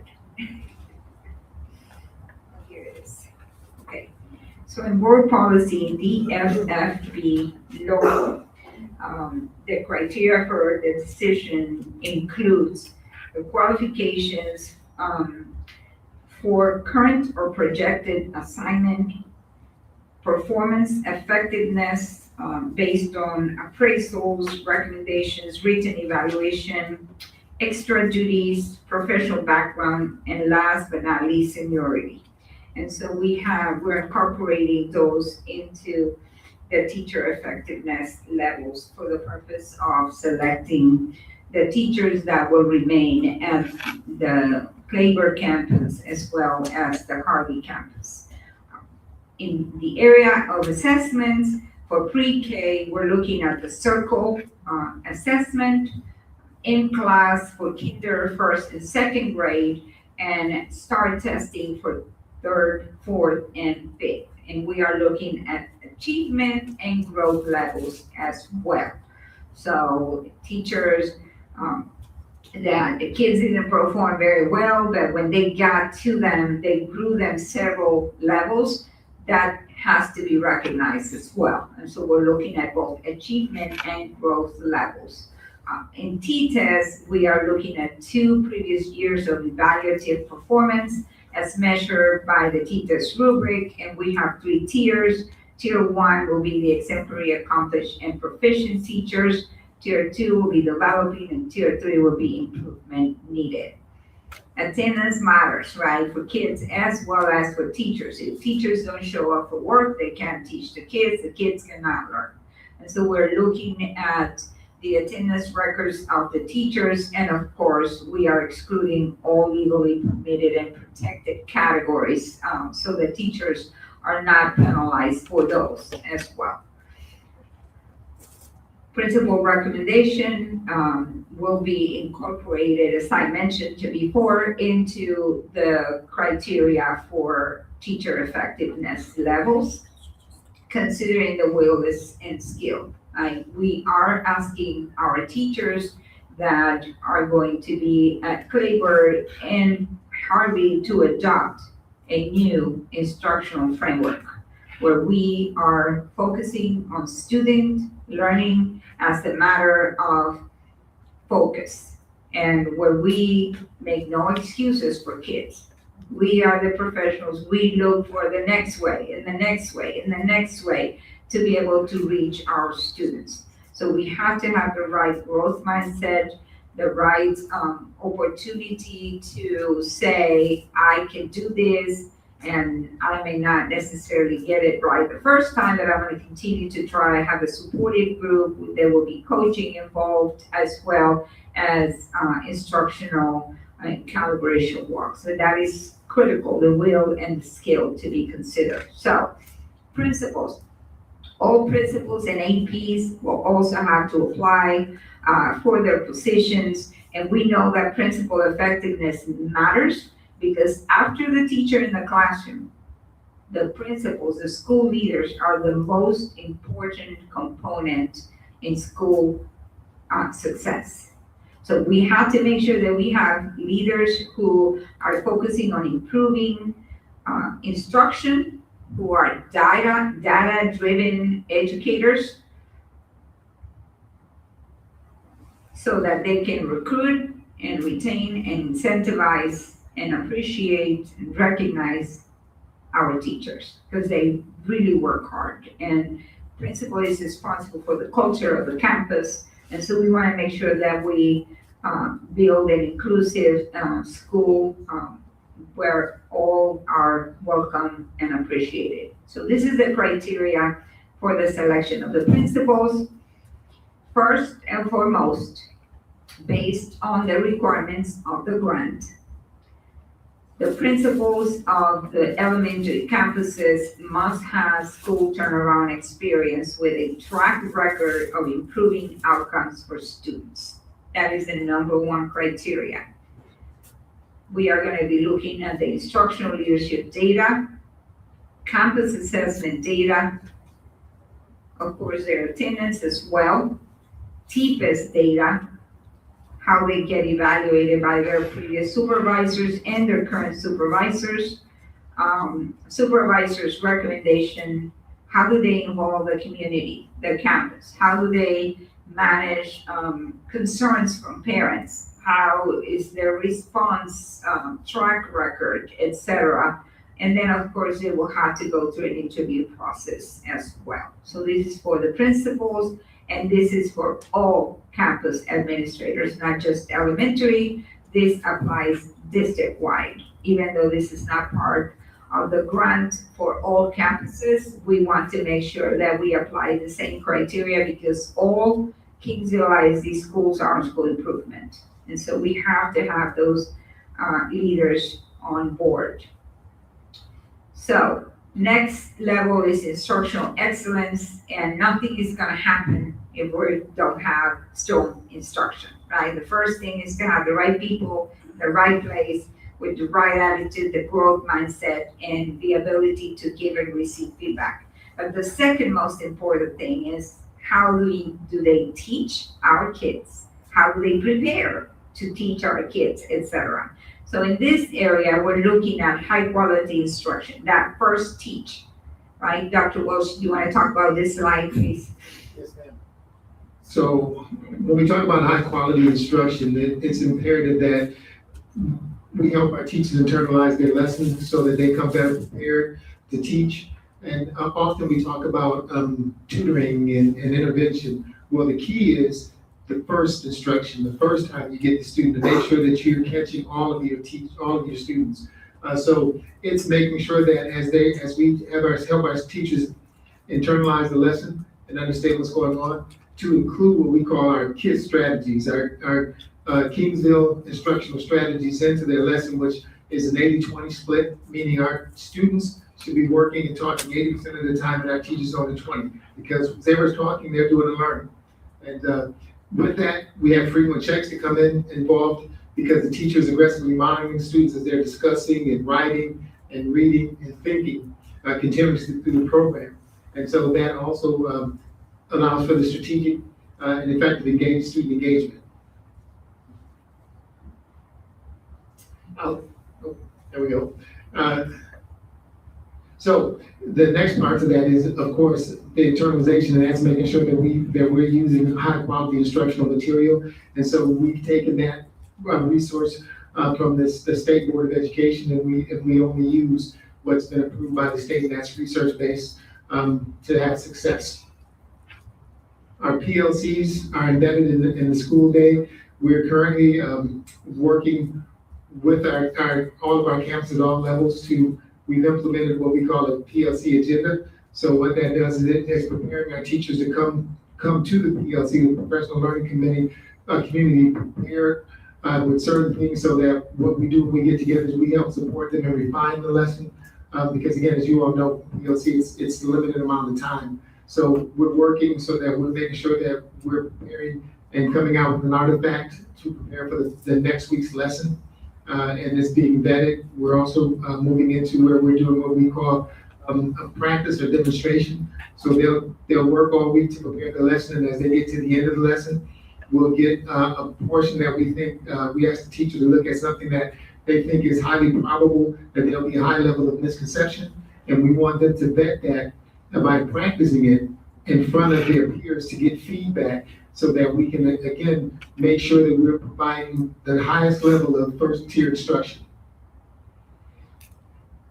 My team and I, including our superintendent, and they're on the campuses along with the principals, making sure that we're in the classrooms every day. Our principals, they're spending 80-90% of their day in the classrooms, coaching our teachers and supporting our teachers. I like to say that what we call that is like being a football coach. You know, you have a coach up in the box looking at the play and helping the coach on the field understand what's going on. Because as I like to say, as a teacher, you know, we get in the zone and sometimes we get locked in and we may miss some things. And so our coaches are the administrative team out there and ourselves, and we're helping them see where we can continue to improve. And we're coaching in the moment, whether it's a verbal cue, whether it's a physical or signal, to help them to make sure that we're checking for understanding and using engagement strategies to increase learning. Everything we do begins and ends with data. So we're helping our principals, and then in turn they help their teachers in order to desegregate data and understand where our students are strong and where our students need support, so that we're no longer using a shotgun approach to education. We're being very targeted and intentional with the way in which we teach and what we focus. So this is how we are proposing to have instructional excellence in the classrooms. Ms. Flowers, can you come to the podium and talk about this daily instructional priorities that we have for all levels, please? So our daily instructional priorities for all of our levels, we're going to have standards aligned instruction. That's a non-negotiable. All of our instruction is going to be 100% aligned to the TEKS with math and reading especially. Our high quality instructional materials, we've talked a little bit about Bluebonnet. We're currently implementing Bluebonnet math in our K through Algebra 1 classes. We did bring you some information last week about the Bluebonnet RLA program for K through 5. Our high quality instruction, as Dr. Welch said, that's that first teach rate, right as you get your kids in the classroom. That's where it's really going to matter for our students. Appropriate levels of rigor, again, that goes back to our high quality instructional materials. We've talked about that on grade level content, building up with scaffolds, but making sure that we're teaching on grade level. We're never going to bring our kids up if we continue to move down with to their level. Strategic student engagement, again, those are our Kingsville instructional strategies, our KISS strategies. We've been working on them currently with all of our administration, our teachers. They know how to coach in the moment to maybe get someone to do a turn and talk or something like that with a quick whisper. And again, as Dr. Welch said, those are things that we're currently doing and will continue to implement across the board. And then lastly, safe and nurturing learning environment. I mean, that goes without saying. We have to have our students in a safe environment, and then we can begin to nurture them and give them exactly what they need based on, what we know about our students and our population. This is very important because this is going to become the anchor that we're going to be looking for every day in every classroom. The only area that we didn't include here, which we will add, is the data, right? So everything that we do in the classroom is informed by data. And so that is critical to ensure that if teachers give an exit ticket and they determine that 70% of the students did not get it, then what decisions is the teacher going to make to go back and scaffold the learning so that students have the opportunity to learn it? Part of what we're doing is ensuring that we have high quality assessments. Ms. Williams, do you want to talk about this part, please? Yes, ma'am. So as we know, the STAR test is being phased out, right? And we're going into what we consider chunking the test in the state. So in the year for 27-28, STAR is going away, and we are looking at a beginning of year, middle of year, and end of year test. The instrument that we are looking at is our NWEA map. It is one of the more popular assessments that districts are looking at in order to determine their student growth and where their students need to be. And the reason why is the assessment does measure individual student growth. It is norm-referenced nationwide, and it is an adaptable program. So it'll start the students at like a mid-level, and if the student gets the question right, it moves them up to another level. If they are incorrect in that question, it moves them down until it finds what's called that zone of proximal development and puts that child on a path that meets that level. That will be the 3 data points. We will test them at the beginning of the year to get our foundation of where our students are. In the middle of the year to see how much they have grown. And then once again, they will be tested at the end of the year to see if they met that growth or that expected growth based upon their their beginning of year assessment. Thank you. Yes, Dr. Arnold, do you want to talk about this, the high quality instructional materials at the elementary level and what we're proposing? Yes, thank you. So currently we have in kinder through 5th grade, we are using in reading language arts, we're using McGraw-Hill Wonders. We are proposing that for next school year, with the board's permission and voting on that, we adopt the Bluebonnet RLA, which is part of one of the grants that we have applied for.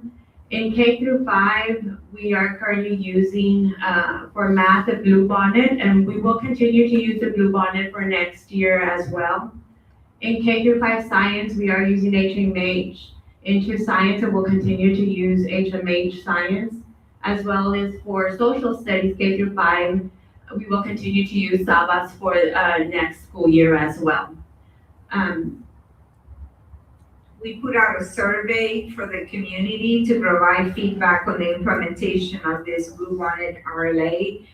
And we are collecting that information, and it will be presented to the board for your consideration as you're voting on considering this high quality instructional material.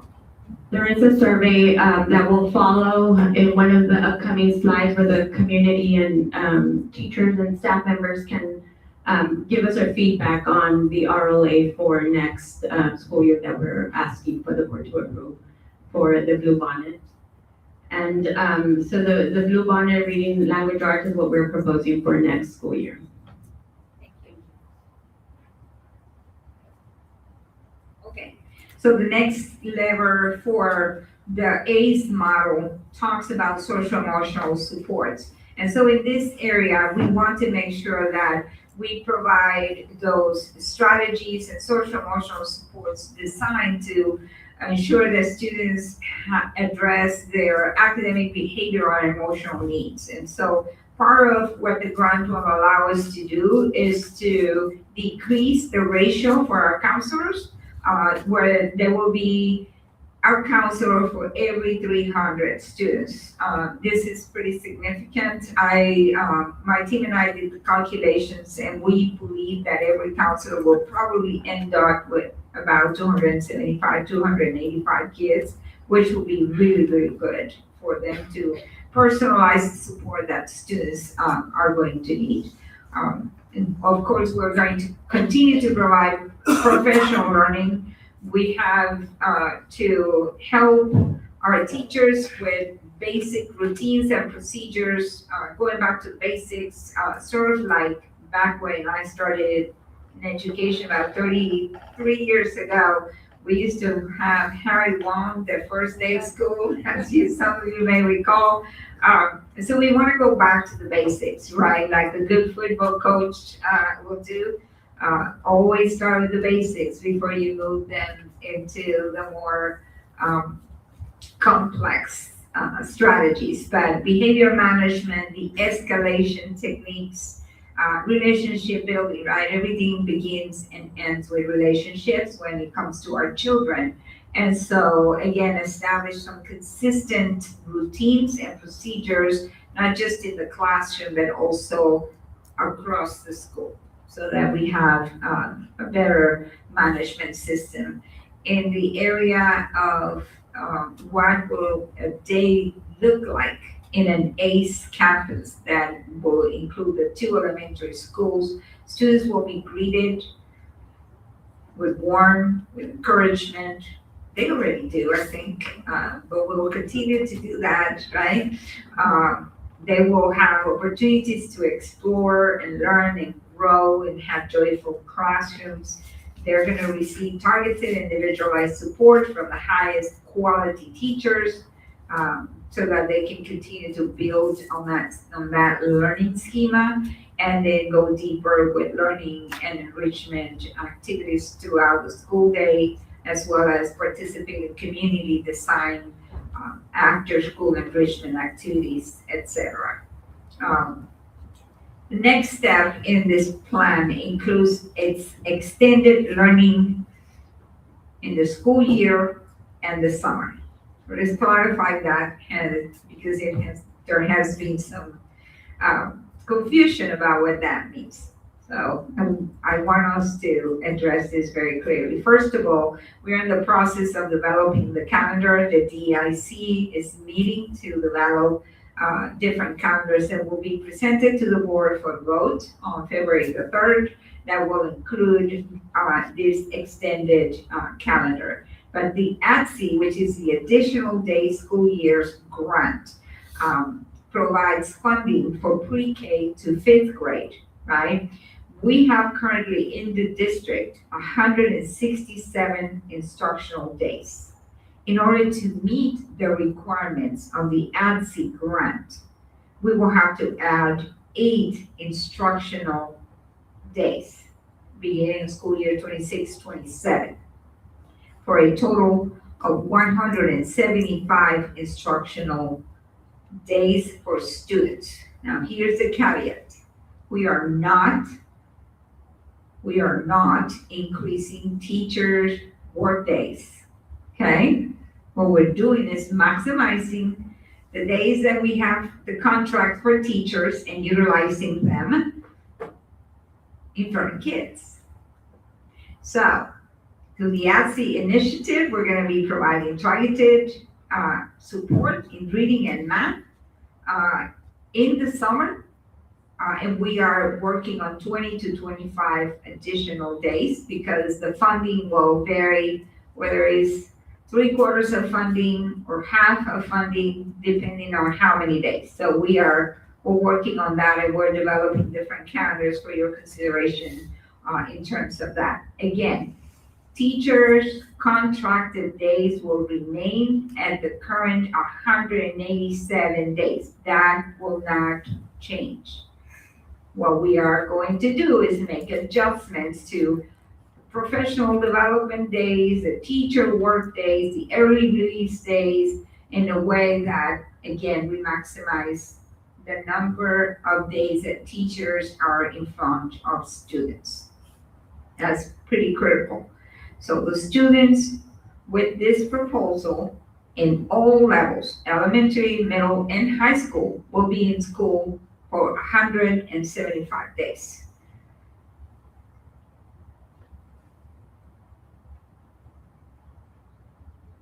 Okay? They told me sinus is COVID, so. The ACE model in extended learning also provide for tutoring opportunities for students based on needs, right?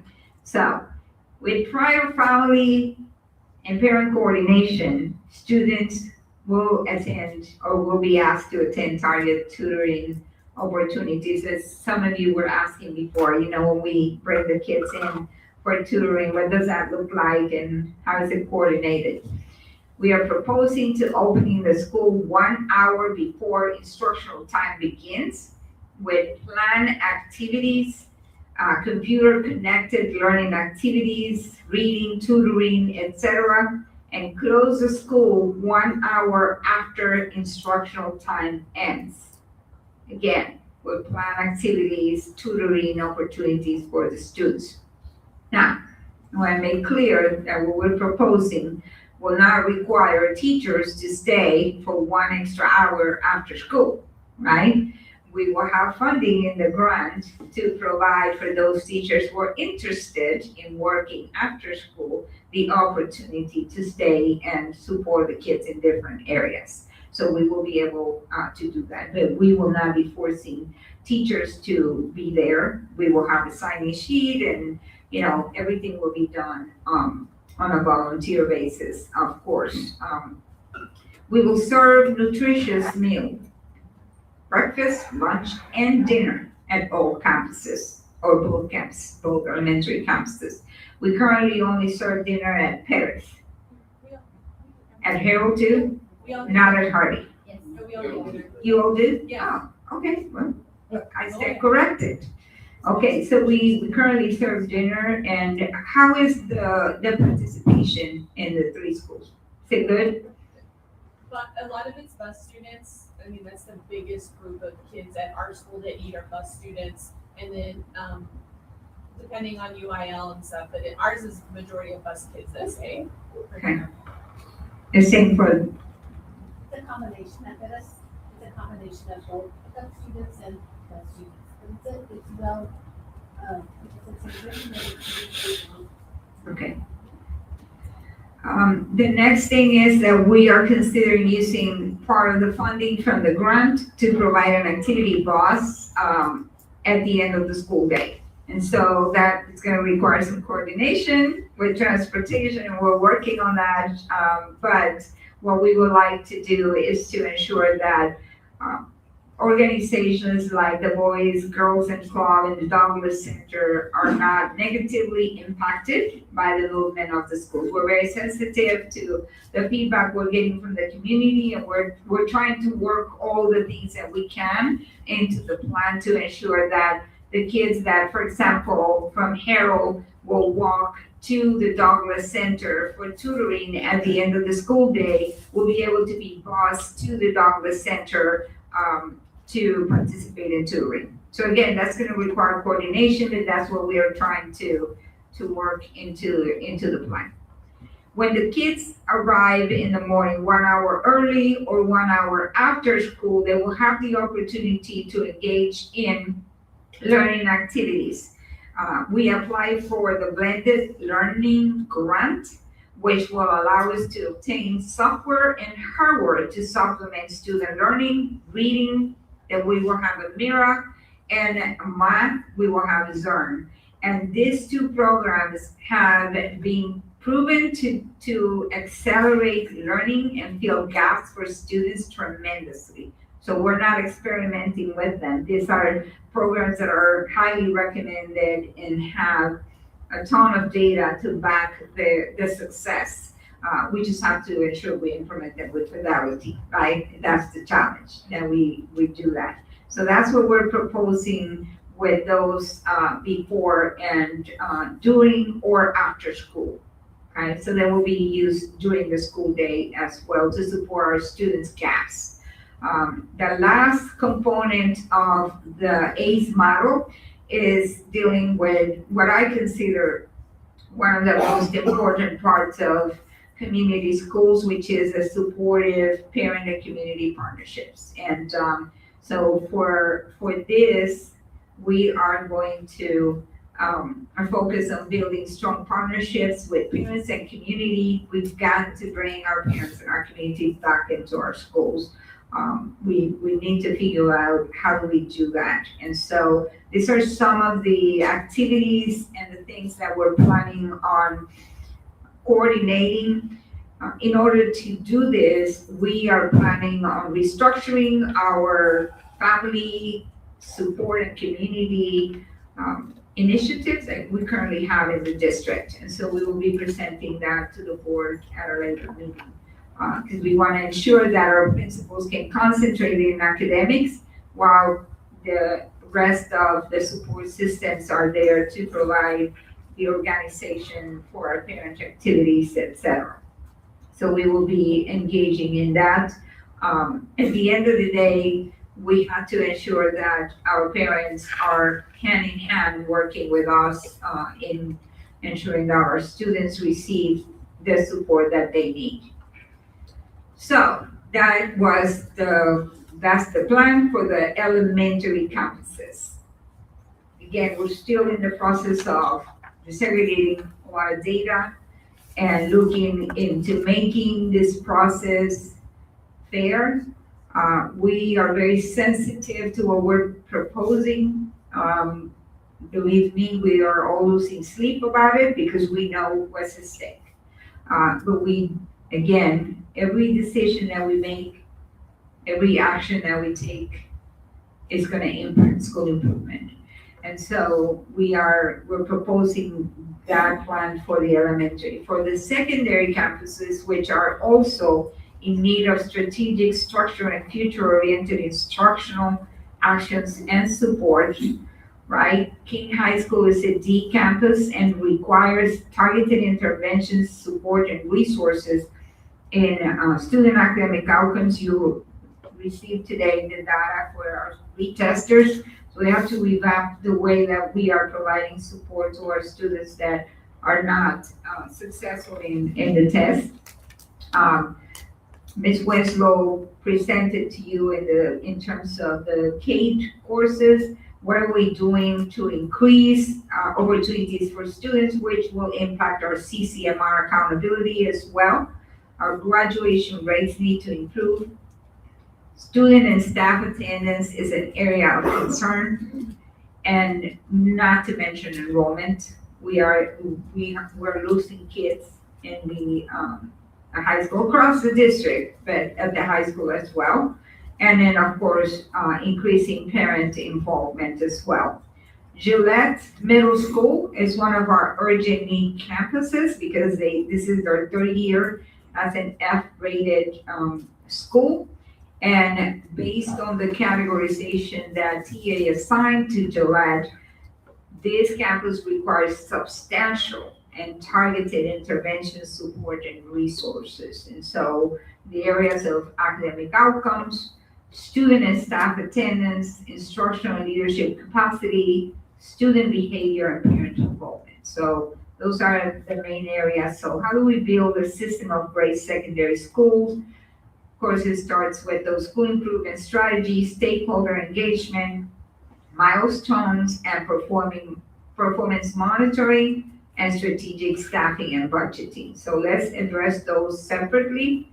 Key areas of support, we want to make sure that we don't miss the ball, right? We provide that instructional leadership and coaching. We address the needs of our 504 and SPED students through MTSS, which is a multi-tier system of support, where we use data-driven decision-making at all levels to ensure that students receive timely, effective instruction and interventions. provide ongoing targeted professional development. And then last but not least, strengthen leadership and management in the instructional capacity of our administrators. We applied for the LIFT grant for this purpose to provide leadership and instructional foundations in the areas of planning, implementation, deeper implementation and sustainability of this high quality material. So this grant is gonna provide us with the opportunity to provide intensive coaching support, technical assistance for up to 3 years. So if we get the grant, when we get the grant, they told me to say that.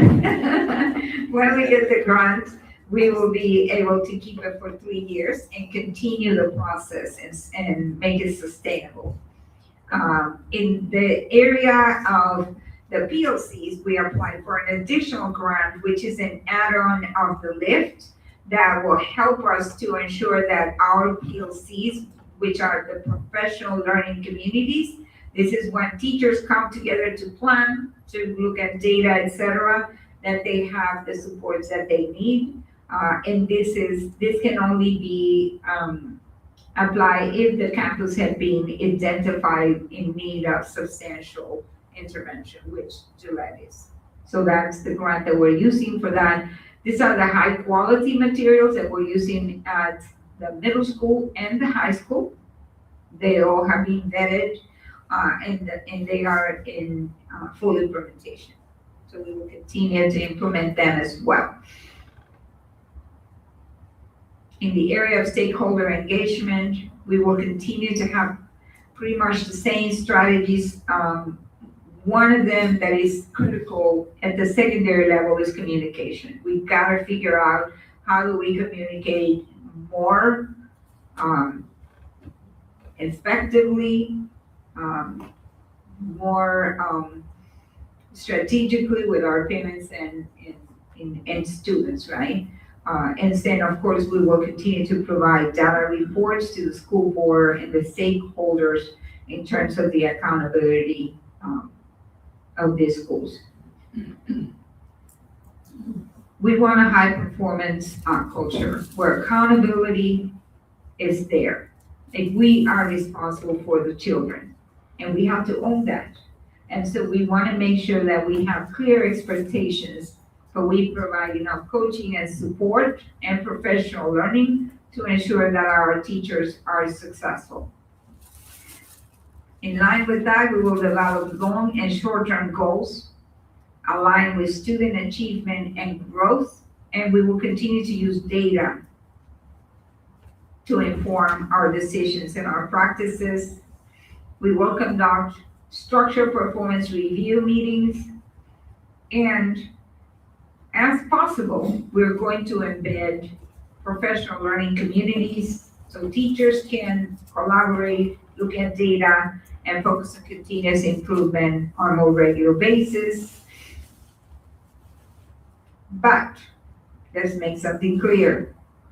Secondary teachers, middle and high school do not have to reapply for their jobs. Okay?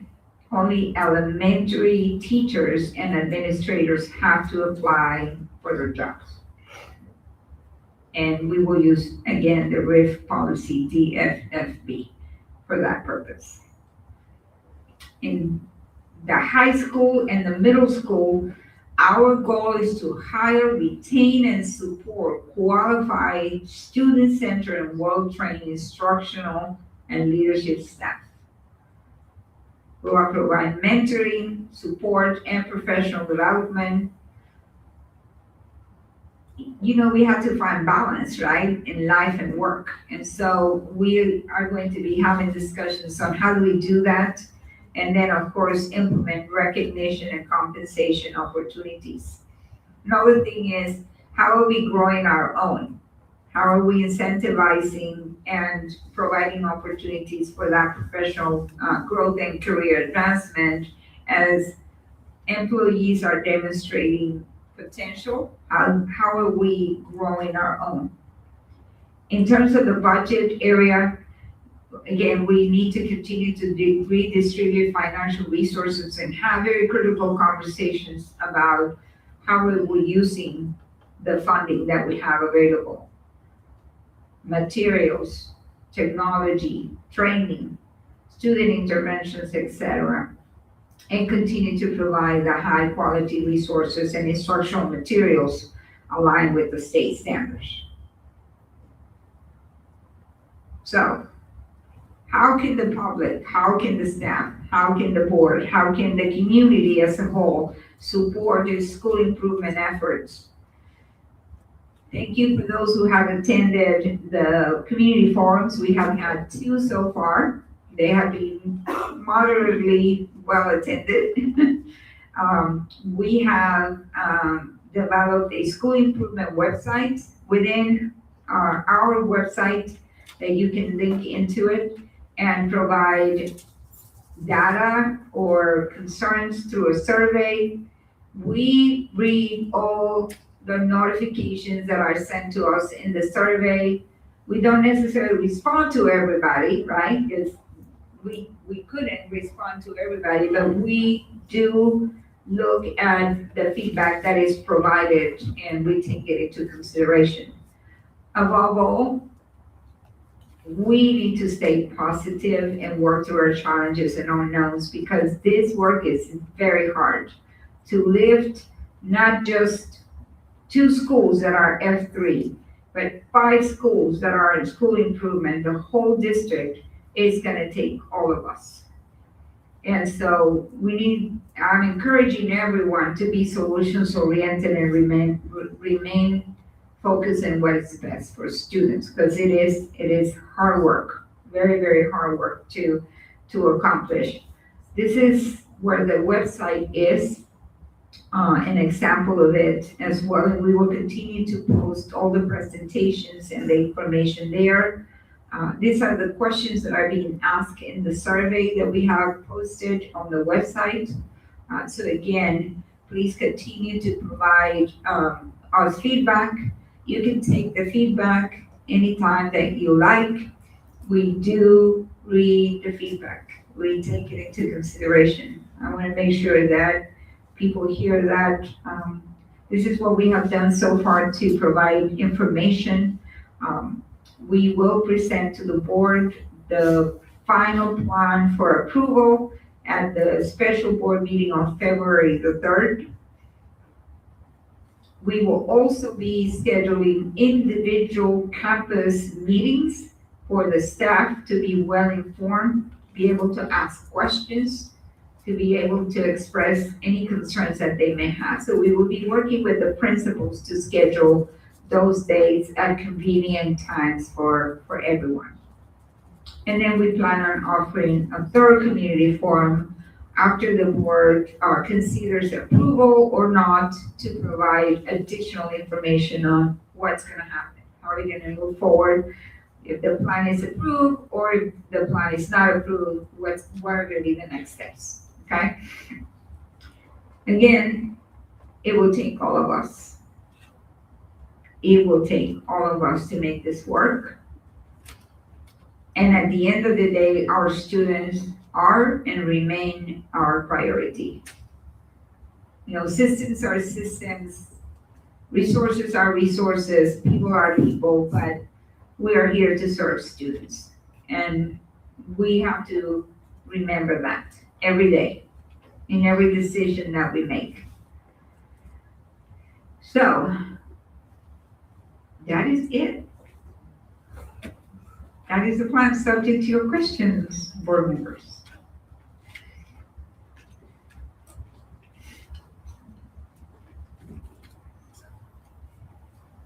Dr. Martinez, you had shared a lot of this information with us before, and I liked it then and I love it now. So, we're just behind you. I know you're going to do the very best you can. I know that all your staff is as well. We're behind you all 100%. If anybody can do it, it's you and your team. So we're putting all our trust in all of you, because it has to be done. There's no choice. We have to get this right.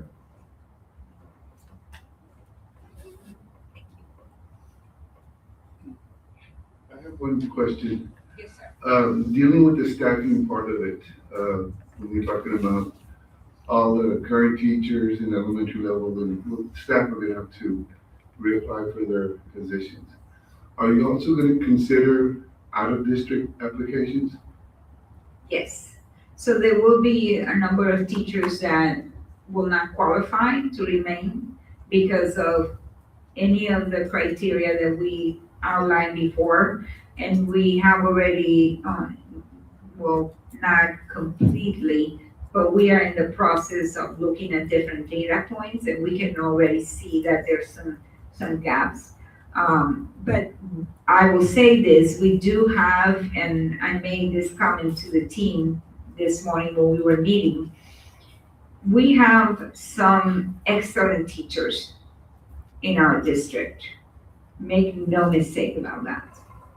And unfortunately, and sadly, those teachers have been living in the shadows because the district is not performing well. So we don't necessarily recognize these teachers that are doing amazing work for our kids and that are master teachers, exceptional teachers, right? Because they are lost in the noise of that F rating and the D rating. And so part of the plan that we want to do when we get to the compensation component of this, which I haven't brought to you because I don't want to put the horse before the carriage, right? When we do get the grant approval, we will be able to determine how much funding we have to incentivize those master teachers so that they can serve as guiding posts for the rest of the teachers that are coming. So we will have teachers that will remain and will take the baton and lead the work, but we already have amazing, amazing teachers at every single campus. But we might have to recruit from the outside as well. And when you do that, are you gonna hold those individuals to the criteria that you said about TTAS, Yes. their scores, I guess wherever school district they're coming from, all of that's gonna be included in any outside applications or applicants? Absolutely. They will have to bring a portfolio that includes those data components that we're looking at. Otherwise, it wouldn't be fair, right? Yeah. Mhm. So when you mention some of the, early start and late start opportunities for learning, I know you mentioned that it'll be on a volunteer basis. Will teachers be compensated through the grant, through that extra? hour? Yes, so the grant provides for us to put different amounts of money in different buckets, right? And we get to decide what those buckets will be. Within the grant stipulation, obviously, right? But we are anticipating having a bucket that is for outside hours work, tutoring, whether it's after school or Saturdays. If the teachers want to organize a Saturdays festival with the kids, we will be able to have funding for that. But they will be compensated. They will not be forced to work 1 hour earlier or 1 hour after, right? Principals will also be compensated. They will get a very good stipend as well, because we will ask administrators to work a little bit more hours, right? Because we have to have administrators. That's a non-negotiable. We have to have the administrators there. But for the teachers, we will ask for teachers to consider to do rotations, right? So that they can have life-work balance, which is very important for our team. And for you too, I'm sure. I have one other. Yes, sir. Maybe it's just a comment. Again, on staffing. I know positions are being absorbed because of the budget and work's being distributed from that person and whatever they had.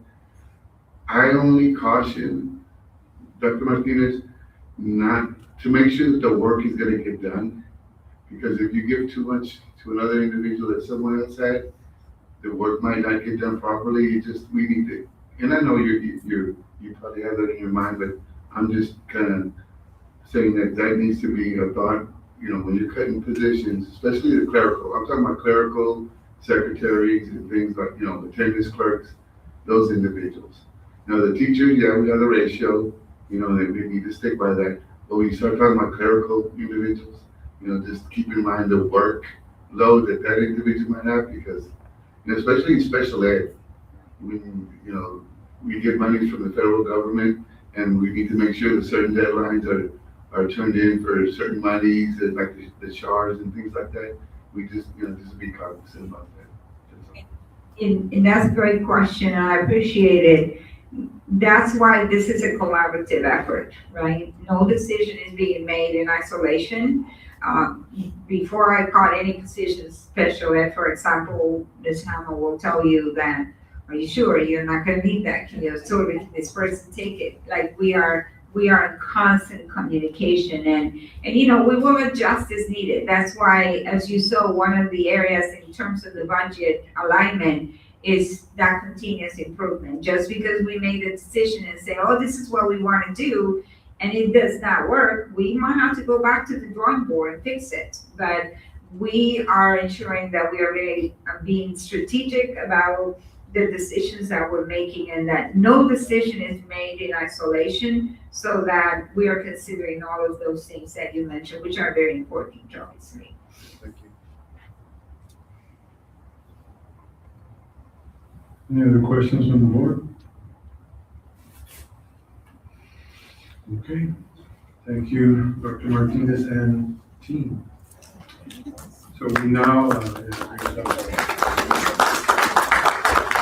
Can I say one more thing? Good luck. we now move on. As I said, excuse me, sir. As I said, it's gonna take all of us. You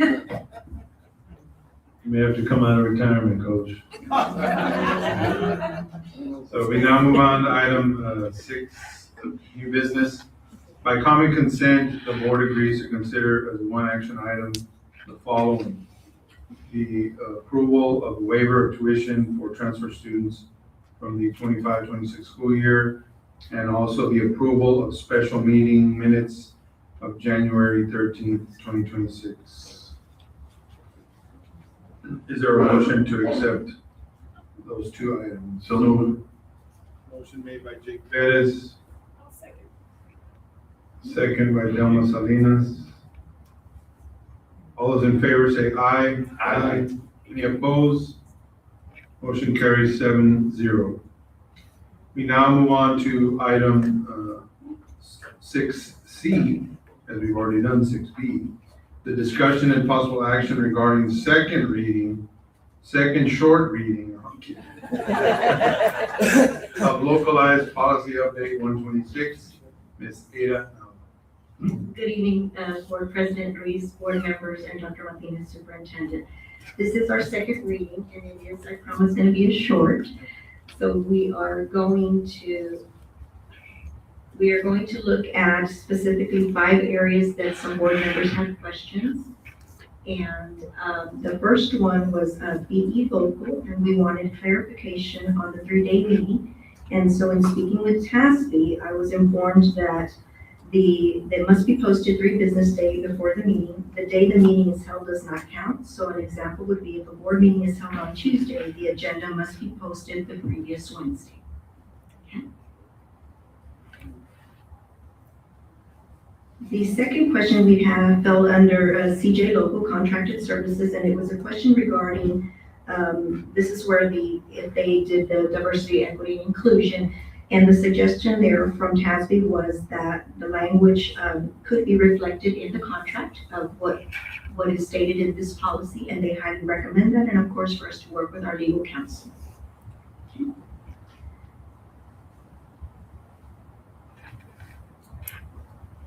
The next one was CSA Local Facility Standards, Safety and Security. We wanted clarification on what they meant by private spaces. And so this would include dressing rooms, locker rooms, restrooms, a mother's room. And as stated before, we have gone through with our facilities foreman to ensure that we're already in compliance with this. Okay. CB Local Facilities Construction, we wanted to talk about the change orders on the 25,000 that required board action or approval. And the suggestion there is, of course, that the board has the authority to authorize a change amount in that area. So it would be up to the board's discretion to change that $25,000.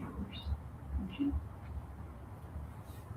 And under DBD local employment requirements, and so under the House Bill 3372, the language did change from superintendent to include the assistant superintendent. Those were all the questions that the board had. If you have any further questions at this time.